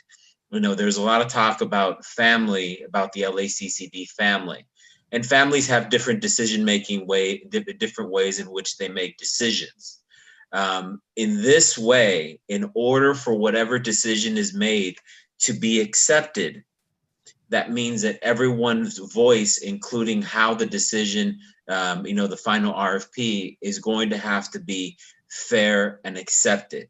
If it's not fair and accepted, it will be challenged, and the security mode that we choose will not be sustainable. And that's my biggest concern. So as I move forward, that's what I'm looking for: permanent, sustainable security that is LACCD centered. That's it, and that the final decision be as democratic as process to make sure that as we move forward, whichever way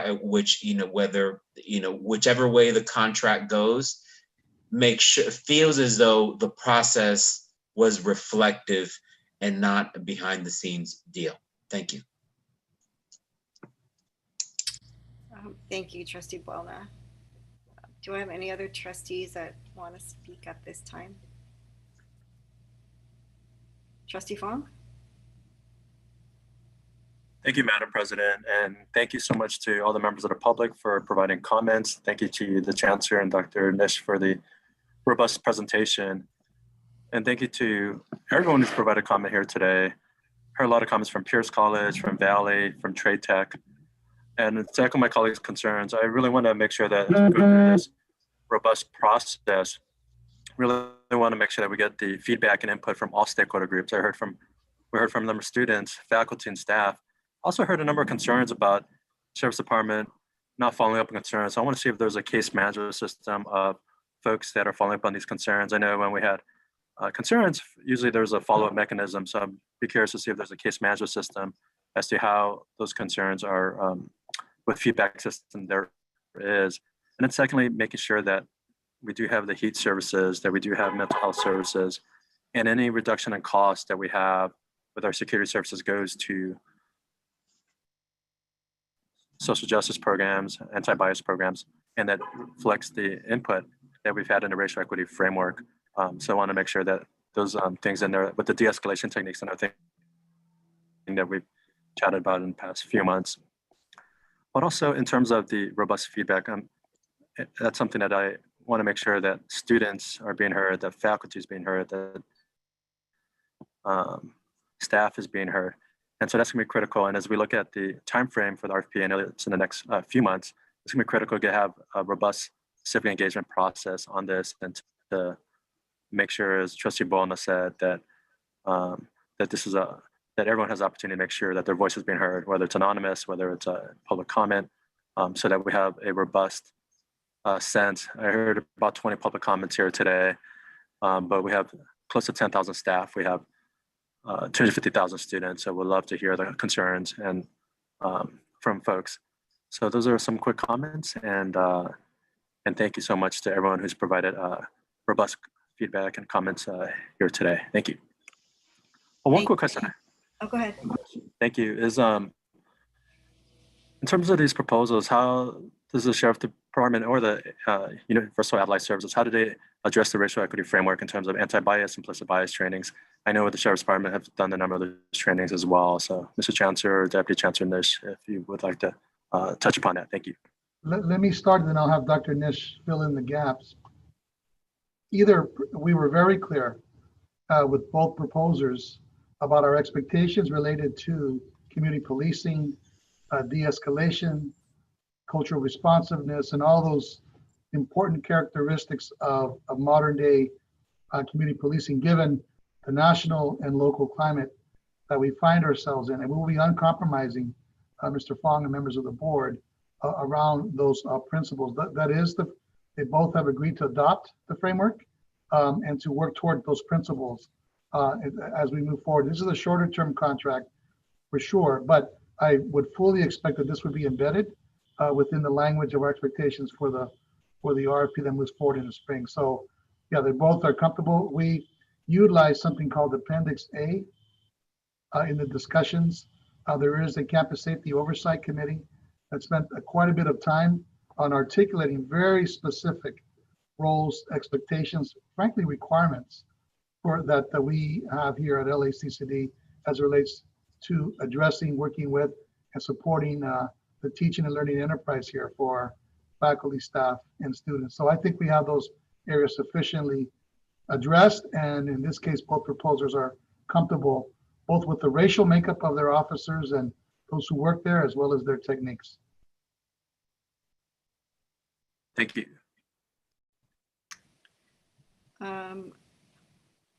Trustee Veras, did you want to speak? I have a few things I want to say too, but would you like to go next?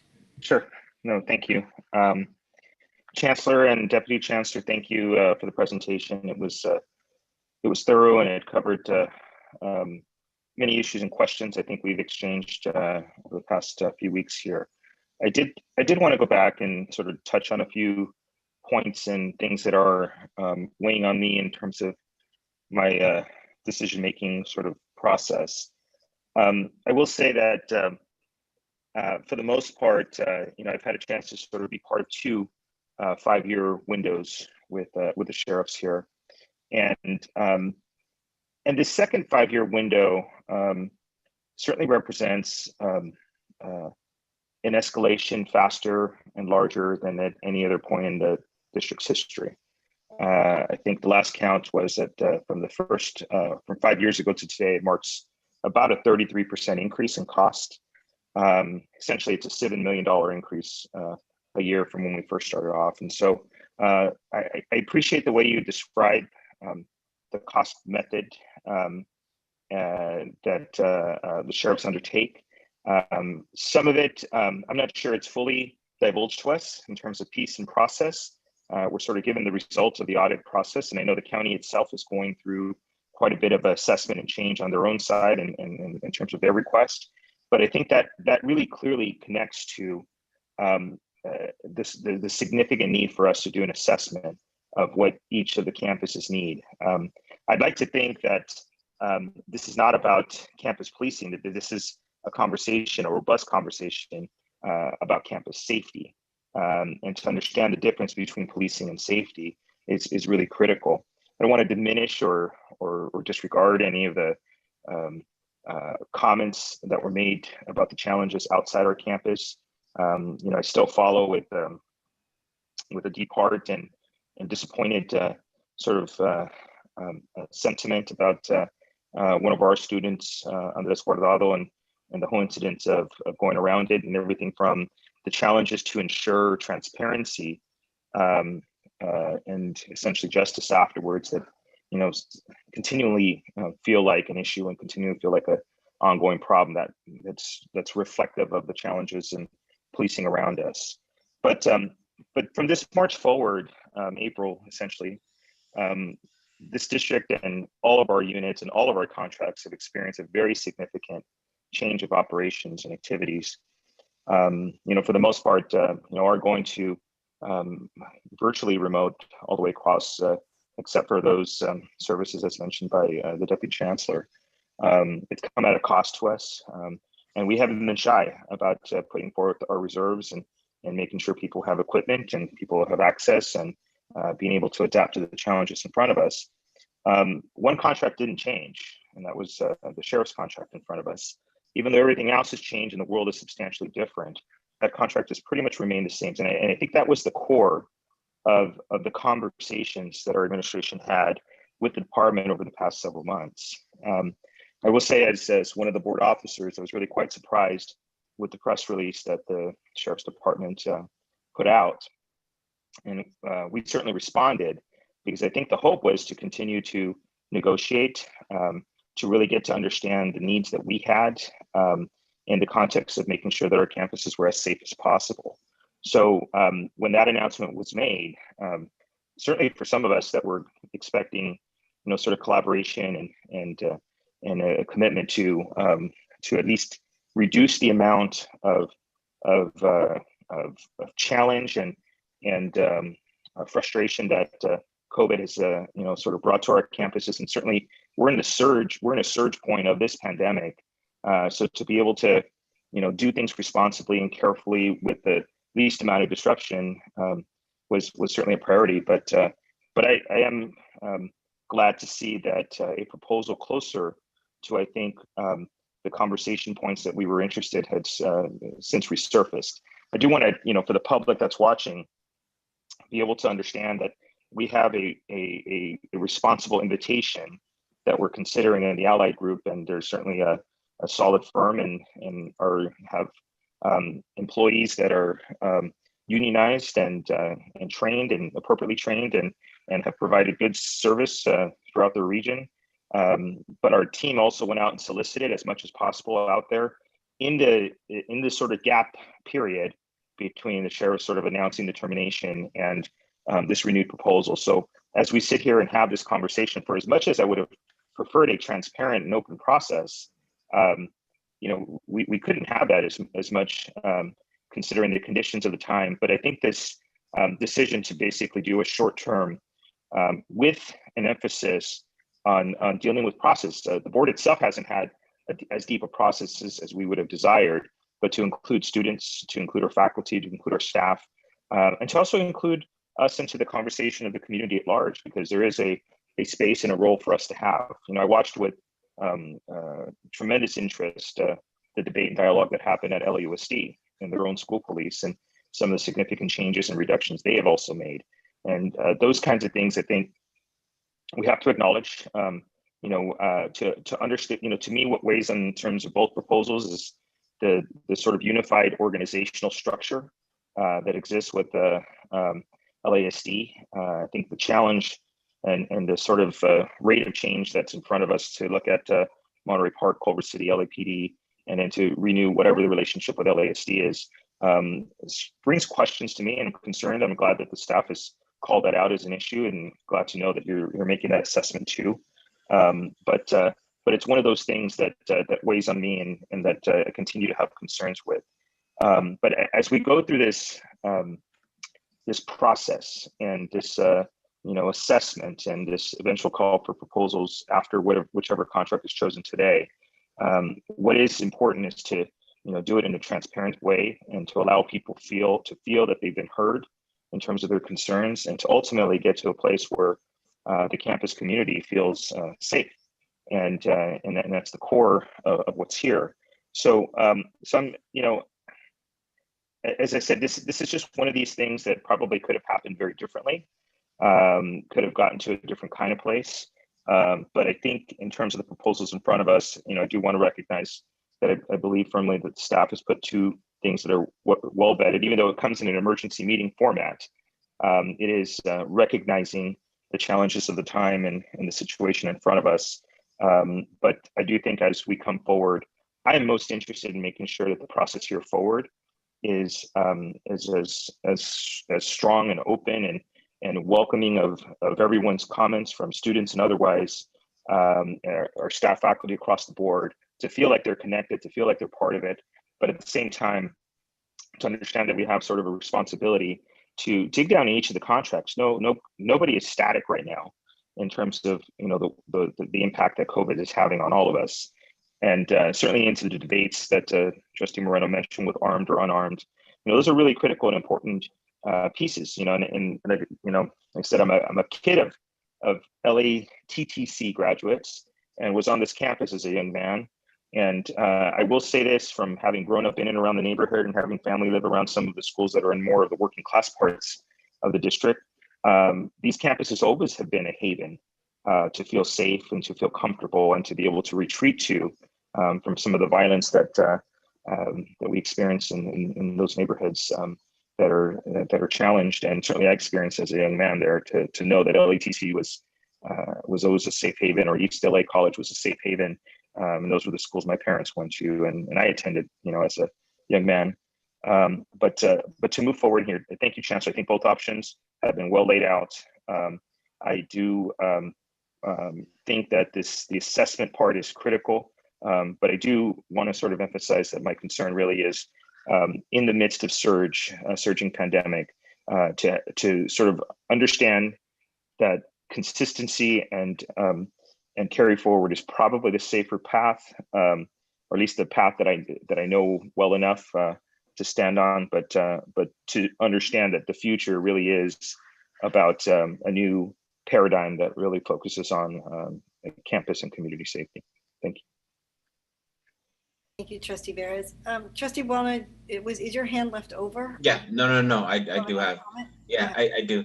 I think today's an interesting day because I think one of the things that we're saying to the public is that we feel we wanted to have this conversation, and we are to a certain extent triggering this.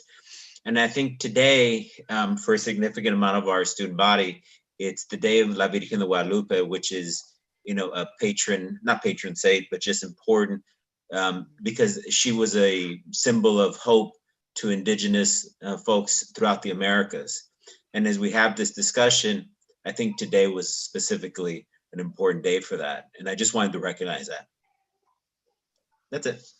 Thank you, Trustee Buona. And I'll just add, I'll be brief.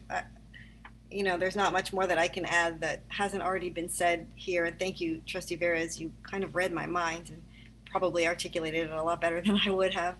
But it's true, as board officers, we directed the Chancellor and Dr. Nish to work with the Sheriff's Department for the last 5 months. We knew that the contract was coming to an end, and we wanted to at least buy ourselves some time and ask them to negotiate, maybe a shorter contract, but taking into mind COVID-19 and seeing, what could they do to reduce their force and the cost for the district. And not once, but twice, they came back unwilling to meet our terms and to reduce the cost and the force enough to really make a difference for us.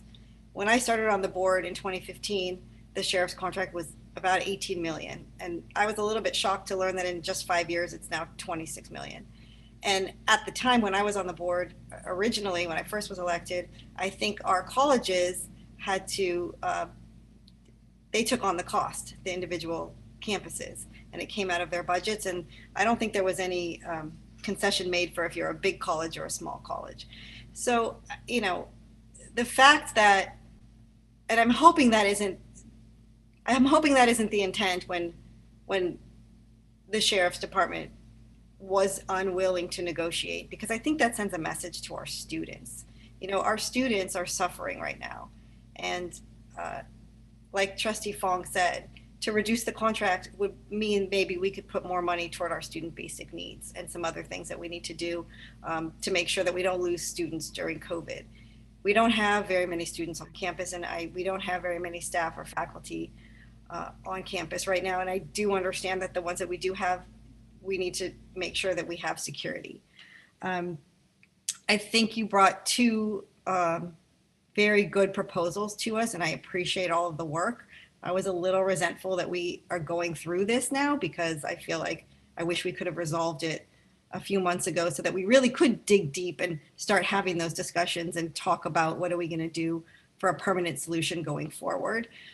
But I think that it brought really good conversations to the table. And I appreciate all the public speakers that came out. And clearly, you know, there is no one way of thinking right now. I will just say, before we go to the next item and vote, you know, the nation, the state, other organizations, other community college districts are looking to us for leadership. They're looking at you, Chancellor Rodriguez. They're looking at this board. They're looking at how are we going to deal with safety and security on our campuses? And how is that going to translate to the programs that we run, to our sheriff's academies, to police academies? And so I think as we move forward, we need to take all that into consideration. I would be willing to do, and I don't know if it's possible with Allied Universal Services, you know, I'd be willing to look at 6 months and then really put together a transparent, open process where constituency groups, the community, our students, our employees are heard so that we can come up with a plan going forward that best supports our college district and our needs. So thank you. Thank you, members of the board. All your comments are incredibly important. They're heard. We've taken notes, and you will have our assurance that that process, the transparency, the multi-constituency engagement occurs moving forward for the permanent selection of our campus safety and security moving forward. So can I, Madam Chair, can I yes. add one last piece here? Yes, Trustee Moreno. What's important is that, as I mentioned, it's 51 years of history, and I guess we're sandwiched between, armed officers and security guards. The important part of it is that we are our enrollment is declining everywhere. Now I know online issues are, as we mentioned before, our problem, but heaven forbid we should get a reputation that somehow our campuses are unsafe in light of what might be a major change in terms of the security provided by the armed officers of the Sheriff's Department and unarmed security personnel. That could greatly hinder. I know it would at East. If a student comes from high school and he expects the security and safety at the community college he didn't experience in high school, they won't come. So I think it's important we take that into consideration in anything we do in terms of our future. Thank you. Thank you. I think we have a real opportunity while we are, not necessarily on campus in full force to take a look at past history and look going forward. I mean, we'll never have this unique opportunity again. Trustee Hoffman? Yes. Can I point out one thing, and I'm not trying to necessarily dispute Trustee Moreno's comment, but I do want to sort of remark that there's a portion of the sheriff's contract that also include security guards. And just to understand the clarification, those are armed or unarmed security guards? They are armed. Okay, so the security guards and as well as the sheriffs are armed. For the LASD personnel, their deputies and their SOs are armed. For Allied, none are armed in the proposal we have. Okay, thank you. And I just want to give our new trustee Henderson an opportunity to ask a question or two.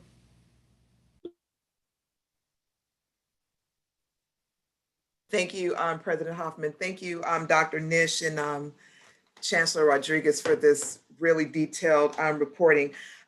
Many of my questions have been posed by my board members and many of the comments that I wanted to make, but I think it's really important to just, when we talk about transparency, to just make it clear that this is a temporary short-term solution to a problem and not the long-term decision that we'll be making, because right now, and I think the public, the faculty and the staff and the students that have spoken regarding this issue, it's very important for us as board members to make a decision, but I agree with all of the speakers that we need to put the needs of our students and our employees first who are on these campuses.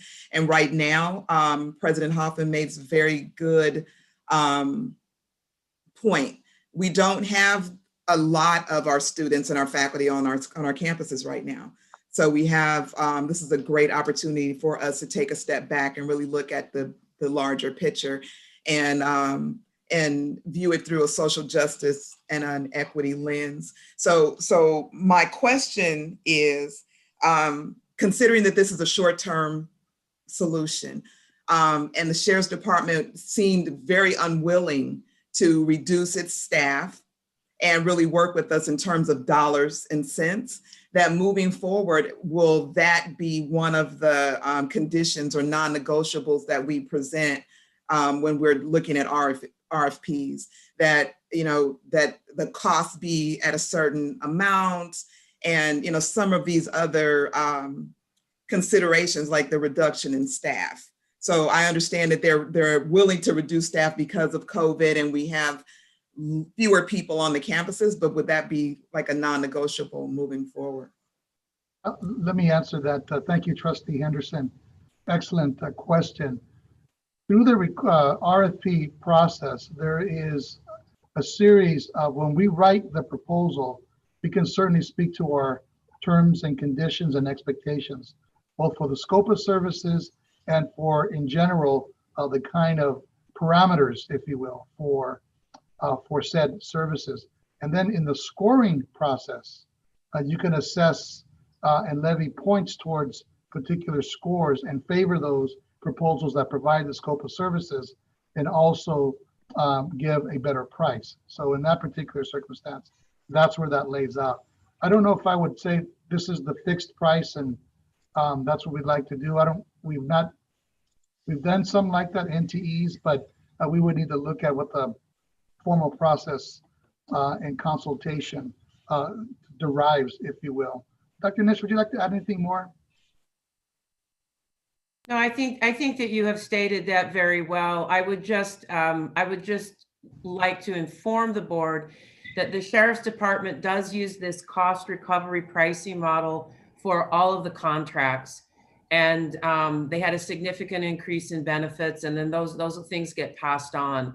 So, you know, I agree with Dr. Rodriguez. We would have to develop what our expectations for pricing are within the RFP, but we do have to look realistically at what these different providers, what their conditions may be. And clearly with the Sheriff's Department, we weren't able to overcome the cost recovery pricing model, and it did lead to significant increases in cost.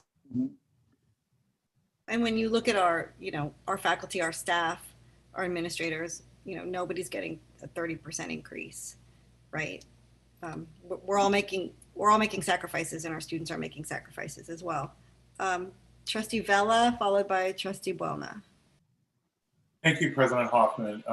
Yeah, I want to reiterate what Trustee Henderson just said about this ultimately being a temporary setup. I do want to remind us that we have the luxury of really embracing the community and what they think in a future request for proposal and future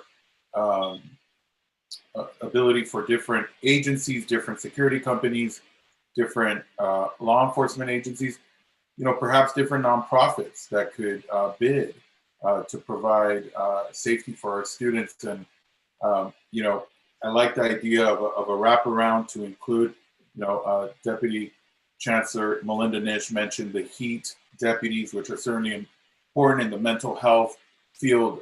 So I do want to reiterate that, you know, we really do have to craft this upcoming RFP or request for proposal to where it includes a more holistic view on student safety, and similar to what the County Board of Supervisors did in revamping their rehabilitation program in law enforcement. And so I would like for us to keep that in mind. Obviously, implicit bias is very important for me, and also how we treat our transgender individuals, students in particular, who sometimes suffer, you know, some of the toughest times at our campuses due to our law enforcement having identified them, and so I think when we look at it from that way, this is temporary, but I think I agree and I am for that, the Sheriff's Department and other law enforcement agencies in Southern California are around us, and whoever's going to want to work with us for the upcoming longer contract of 3 years or more, that they take all of these things into consideration and to really look at themselves and reflect on how they are going to work with our students. And I think one of the things that is going to be, I think we're going to see, is our students getting involved and perhaps making sure that we have some type of open forum where the bidders for the new RFP are able to come and talk to students. So look forward to it, and just want to thank you again. Thank you. Thank you, Trustee Buella. I have Trustee Buelna, I have our student trustee, Elias Geronimo, and Trustee Moreno.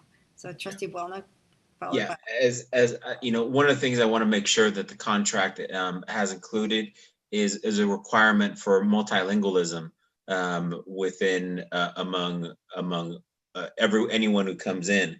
But so I wanted to note that in terms of we're essentially looking at almost three different options.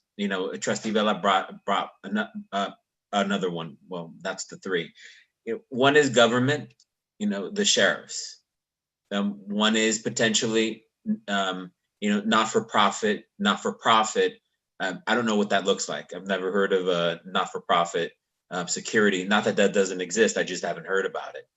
Or we're looking for a private component. So there's different things and there's different policy ramifications in looking at those different components and what that means. But we are essentially at its raw component. That's what we're looking for. There's two different processes here. The process for the development and the design of the RFP. That process, we as a district, we do not have the expertise to design what that RFP will look like. That's why we need the assessment. So in that development and the decision of who does the assessment is very important, because we don't want to be here in a situation where we have to extend in a contract another 6 months. So that process and who does the assessment is going to have to be who designs that RFP to be only LACCD centered. That's it. That's what I care about. When we're dealing with our bond program, we use private contractors. We don't use, because we don't have it in this country, a government-run construction company. So it's a privatized, component, and we're not looking at what external forces and their kind of price points. We're looking at what we care about at LACCD. So as we're looking for what our needs are as a district, and I keep saying that only because I constantly hear what other entities' price points are. That's irrelevant in my component. I'm looking at what is going to work for our district. That's it. That's it. And the needs of our students in order to realistically get done. So we need that help. So the assessment component, we need our team, because we have some very, very bright folks on our team. We don't have that expertise to put that RFP together. We don't. We've never done it, and there is not one person at the district that does it. Our current sheriffs are sheriffs. They're a contractor. We could hire them to do the assessment, but that's not what we're doing, because that would be a conflict of interest. So, that first component, that pillar of who does that assessment and make sure that we are LACCD focused is very important. Then the RFP process is essential to make sure that RFP process is fair and transparent. My recommendation, this is not going to be an RFP process like any RFP process, it's going to be a different process because we're going to have to be extra transparent in this process, not because we haven't been transparent before, because our entire entity that we represent, this is important to everyone at their core, in their gut. And when that decision and who chooses that decision and that process is equally going to be. So what I haven't seen yet, as we're going, and Chancellor and Deputy Chancellor, not that you guys haven't expressed it, I'm not hearing it, but I'm hearing my colleagues say different things. Each one of those can go very badly if we don't handle them with specific care and be LACCD focused only. That's it. Elias? Yes. My concern is about us, the students, because we didn't know about this until yesterday, especially myself, just because I canceled the student affairs committee, then I attended the sheriff's oversight committee. That's when I found out about it. And then, and the students are very important. The feedback of the students are very important. For example, today, just yesterday, a lot of students were talking about it. Student leaders were talking about it, and security on campus affects the lives of the students every day, you know, and it is important to hear from them. And some of the students were also telling me about the benefits of having a light universal, but also by seeing students help me see the review on Yelp about their employees are really bad. And when it comes to treating the students, how would it be? You know, right? Treating the students on campus is something very important. And uh, but on the sheriff side, also having the sheriffs armed, working around campus could cause a future doctor, a future professor's life there, you know, by carrying a gun in campus. So this is something really important that really concerns us. And I hope that in the future negotiation, you can actually talk to us, the students, not especially to me, but also to the students, the student representatives, you know, the student leaders who are on campus, who are at this moment a little bit mad about it, because coming up with one solution from one day to the other is a little difficult. So that was my concern about it. And thank you. Can I respond, Chancellor, just really quickly?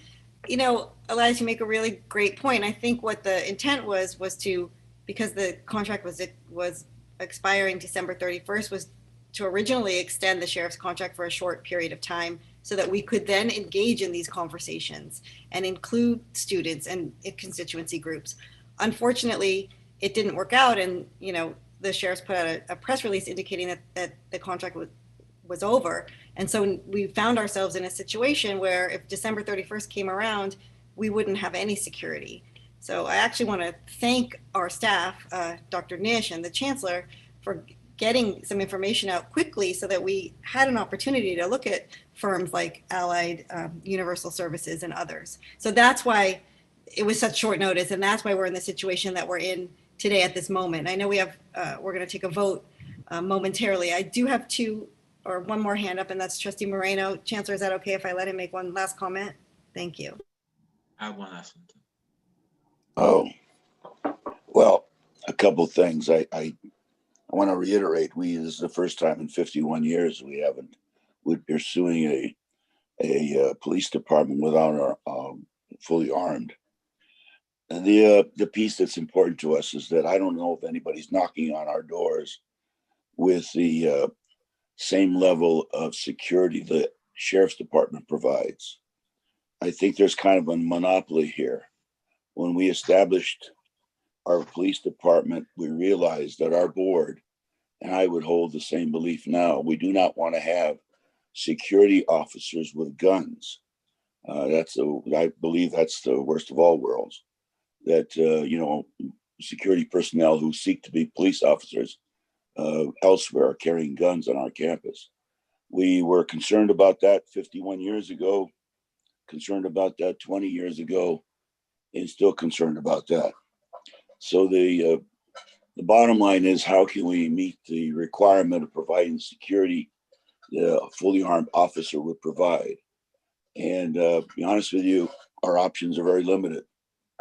We discovered that 51 years ago. We discovered that 20 years ago. That the reality is that when we discovered we were able to arm our officers, we had to have a post-certified police department. And so we actually had a police department in all sense of the word. So that when we get to the point, we might discover this later on. I may be way ahead of the game here, but if you look at it practically, you might discover there are very few options to have an armed officer corps without being post-certified and a member of a police department. I don't know if there are any other departments in the area. I don't know if the law governing that, but LA County sheriffs were in that area. At one time, we were policed by LA County. We're now, at least at East LA College, we're policed by Monterey Park. But I don't believe there's any police agency large enough to absorb us in the same fashion that LA County Sheriff's Department would. We may discover that the hard way, but this is my 50-some years of my experience. So just for the record, we might be spinning our wheels at the end of the day. Thank you. Trustee Wellna, and then we're going to the final comment is Chancellor and Deputy Chancellor.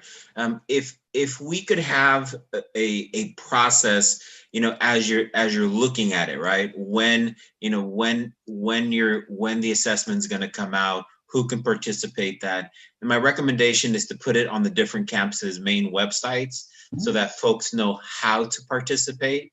Either in writing or giving the verbal their comments, because that's some of the anxiety that we saw today. And just like Trustee Hoffman said, it had nothing to do with us. In fact, we reacted very quickly for the safety of of everyone at the district. So it's not our fault. However, we can prevent it in 2021 by giving a clear process with clear timelines and making it available and inviting this process. And again, at the end of this process, we want to make sure that whether the solution that one person or another person was accepted, that everyone feel as though the process was fair and LACCD centered.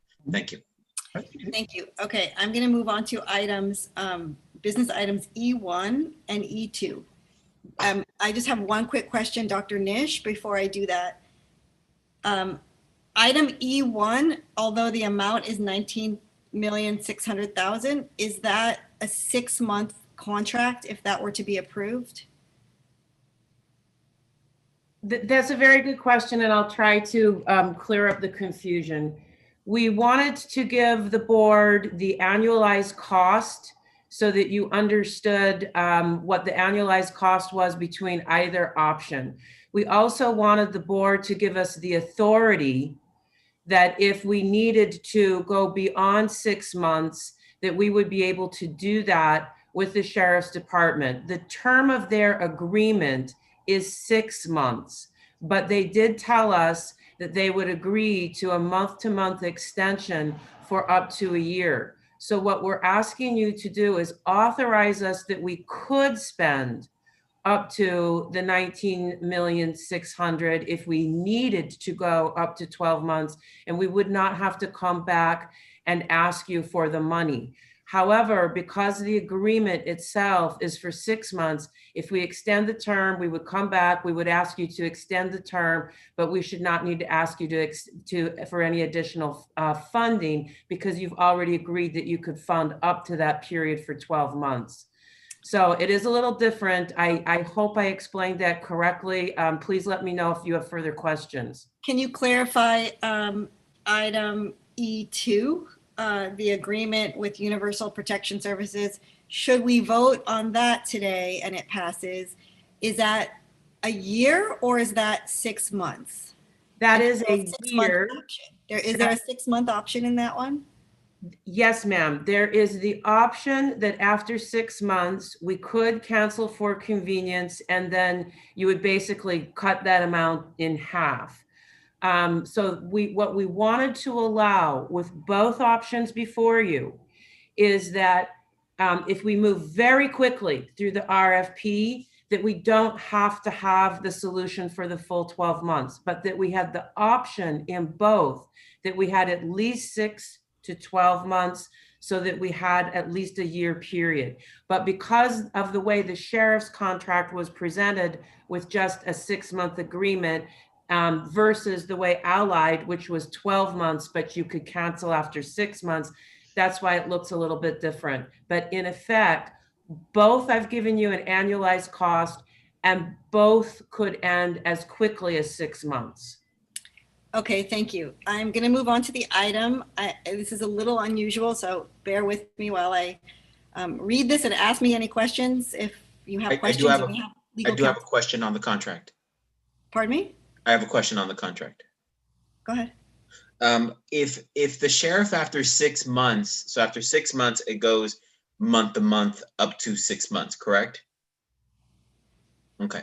So if the sheriff, let's say at the 7th month, they say, you know what, we make a decision, we make a decision that we don't want to continue at that point, then we at that point only have a month, 30 days to get an alternative, correct? That could happen. It's a possibility. I don't know the probability, but it is a possibility. Okay, but we may be negotiating, and there's different leverage in that. Is there any way that we could at least think of with if we went with the sheriff, that we could have an option or somehow figure out what that backup plan is? Because I'm just pinpointing an area of potential weakness.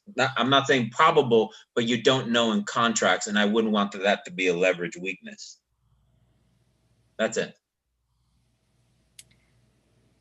Okay, so we need to vote on both items, E1 and E2.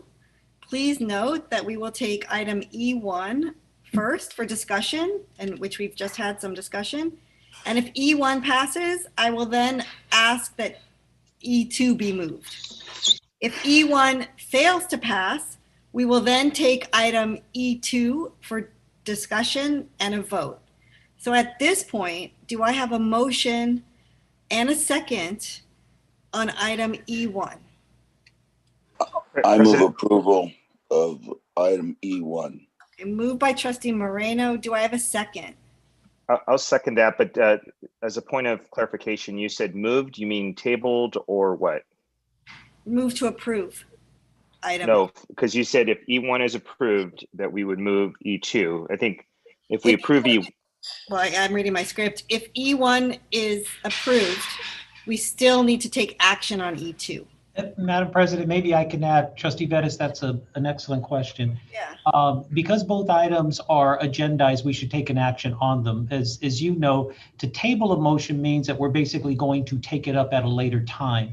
What we would do on E2 is President Hoffman indicated, if in fact E1 passed, we would seek to move it. If no one seconds that motion, the motion will then fail. That will be the action of the board. Okay. Okay, thank you. I had a lot of questions about having two items on the agenda like this also. So, all right, so we have a motion and a second, correct? Yes. All right, Lupe, can we have a roll call, please? Trustee Geronimo's advisory vote? After thinking over and over, I think my vote will be yes. Trustee Buelna? Just to be clear, because I have vision problems and I want to vote and I can't read it. E1 is the sheriff extension, correct? Just to be clear for everyone. Yes, sir. Okay, I don't want to vote for the wrong one here. 6-month extension. Okay.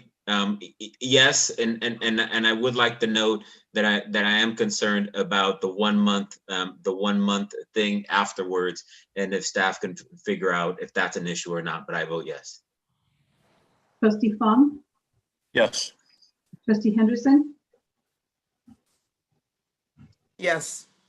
Trustee Hoffman, I have lots of concerns. And as long as this is a 6-month contract, I'll vote yes. Trustee Moreno, Yes. Trustee Vella, Yes, with the caveat that we move quickly with the RFP. Trustee Vettis. Yes. Thank you. Passes. So that passes. So So now Madam President, and I apologize because I know this is a bit complicated. I would just ask that someone move, and the president can move, that the item E2 be considered. If there is no second of that particular motion, then that item will fail, and that will go on the record as a motion that did not receive a second. Move for E2. Do I have a second? Mr. Pareto, can I make a comment? Can we have a comment if the item fails? No, ma'am. Generally, we do require there to be a second to have the discussion, but if the motion fails, you can obviously comment on the process. Do I have a second? Okay, so that motion fails. I want to thank, number one, all of the public speakers who came out today to provide testimony. I want to thank you, Chancellor Rodriguez, and Dr. Nish for your hard work. These decisions don't come easily. And I don't know if there's anybody here from Universal, but if there is, I want to thank you for turning in a proposal quickly to address the issues in such a good way, for lack of a better word or a better term. I think that we're all very appreciative and look for an RFP to be issued sometime in the next 6 months or so. And I look forward to having a open, transparent process. Dr. Nish, if you could get us some of the information that we requested, I think that would be really helpful going forward. And I really want to thank everybody for their time on a Saturday afternoon. Thank you. Okay, we are going to recess into closed session. Before we do that, do I have anybody who signed up to address the board on closed session items? No, ma'am. No one has. Okay. Did we check? Can you just check the Yes, attendee list to make sure there are no blue hands up? Okay, there's no blue hands. All right. Again, thank you, everybody. Yes. Is the board evaluation happening in the closed session? No. Okay. No, it's not. Fine, thank you. Okay, thank you. Thank you for participating today, Elias. Really appreciate you taking time. I know it's finals, so probably need to get back to Thank study. you, Elias. All right, thank you so much. Madam Chair, which time would you like to reconvene for closed session? About 10 or 15 minutes? Yeah, Chancellor, I know we're running late, but can we take a 15-minute break? I think everybody needs it right now. We agree. Okay, I sent you all the Zoom address. We will reconvene at 3:15. Sounds good. Thank you again, everybody. Thank you, Madam President. Thank you. Thank you, everyone.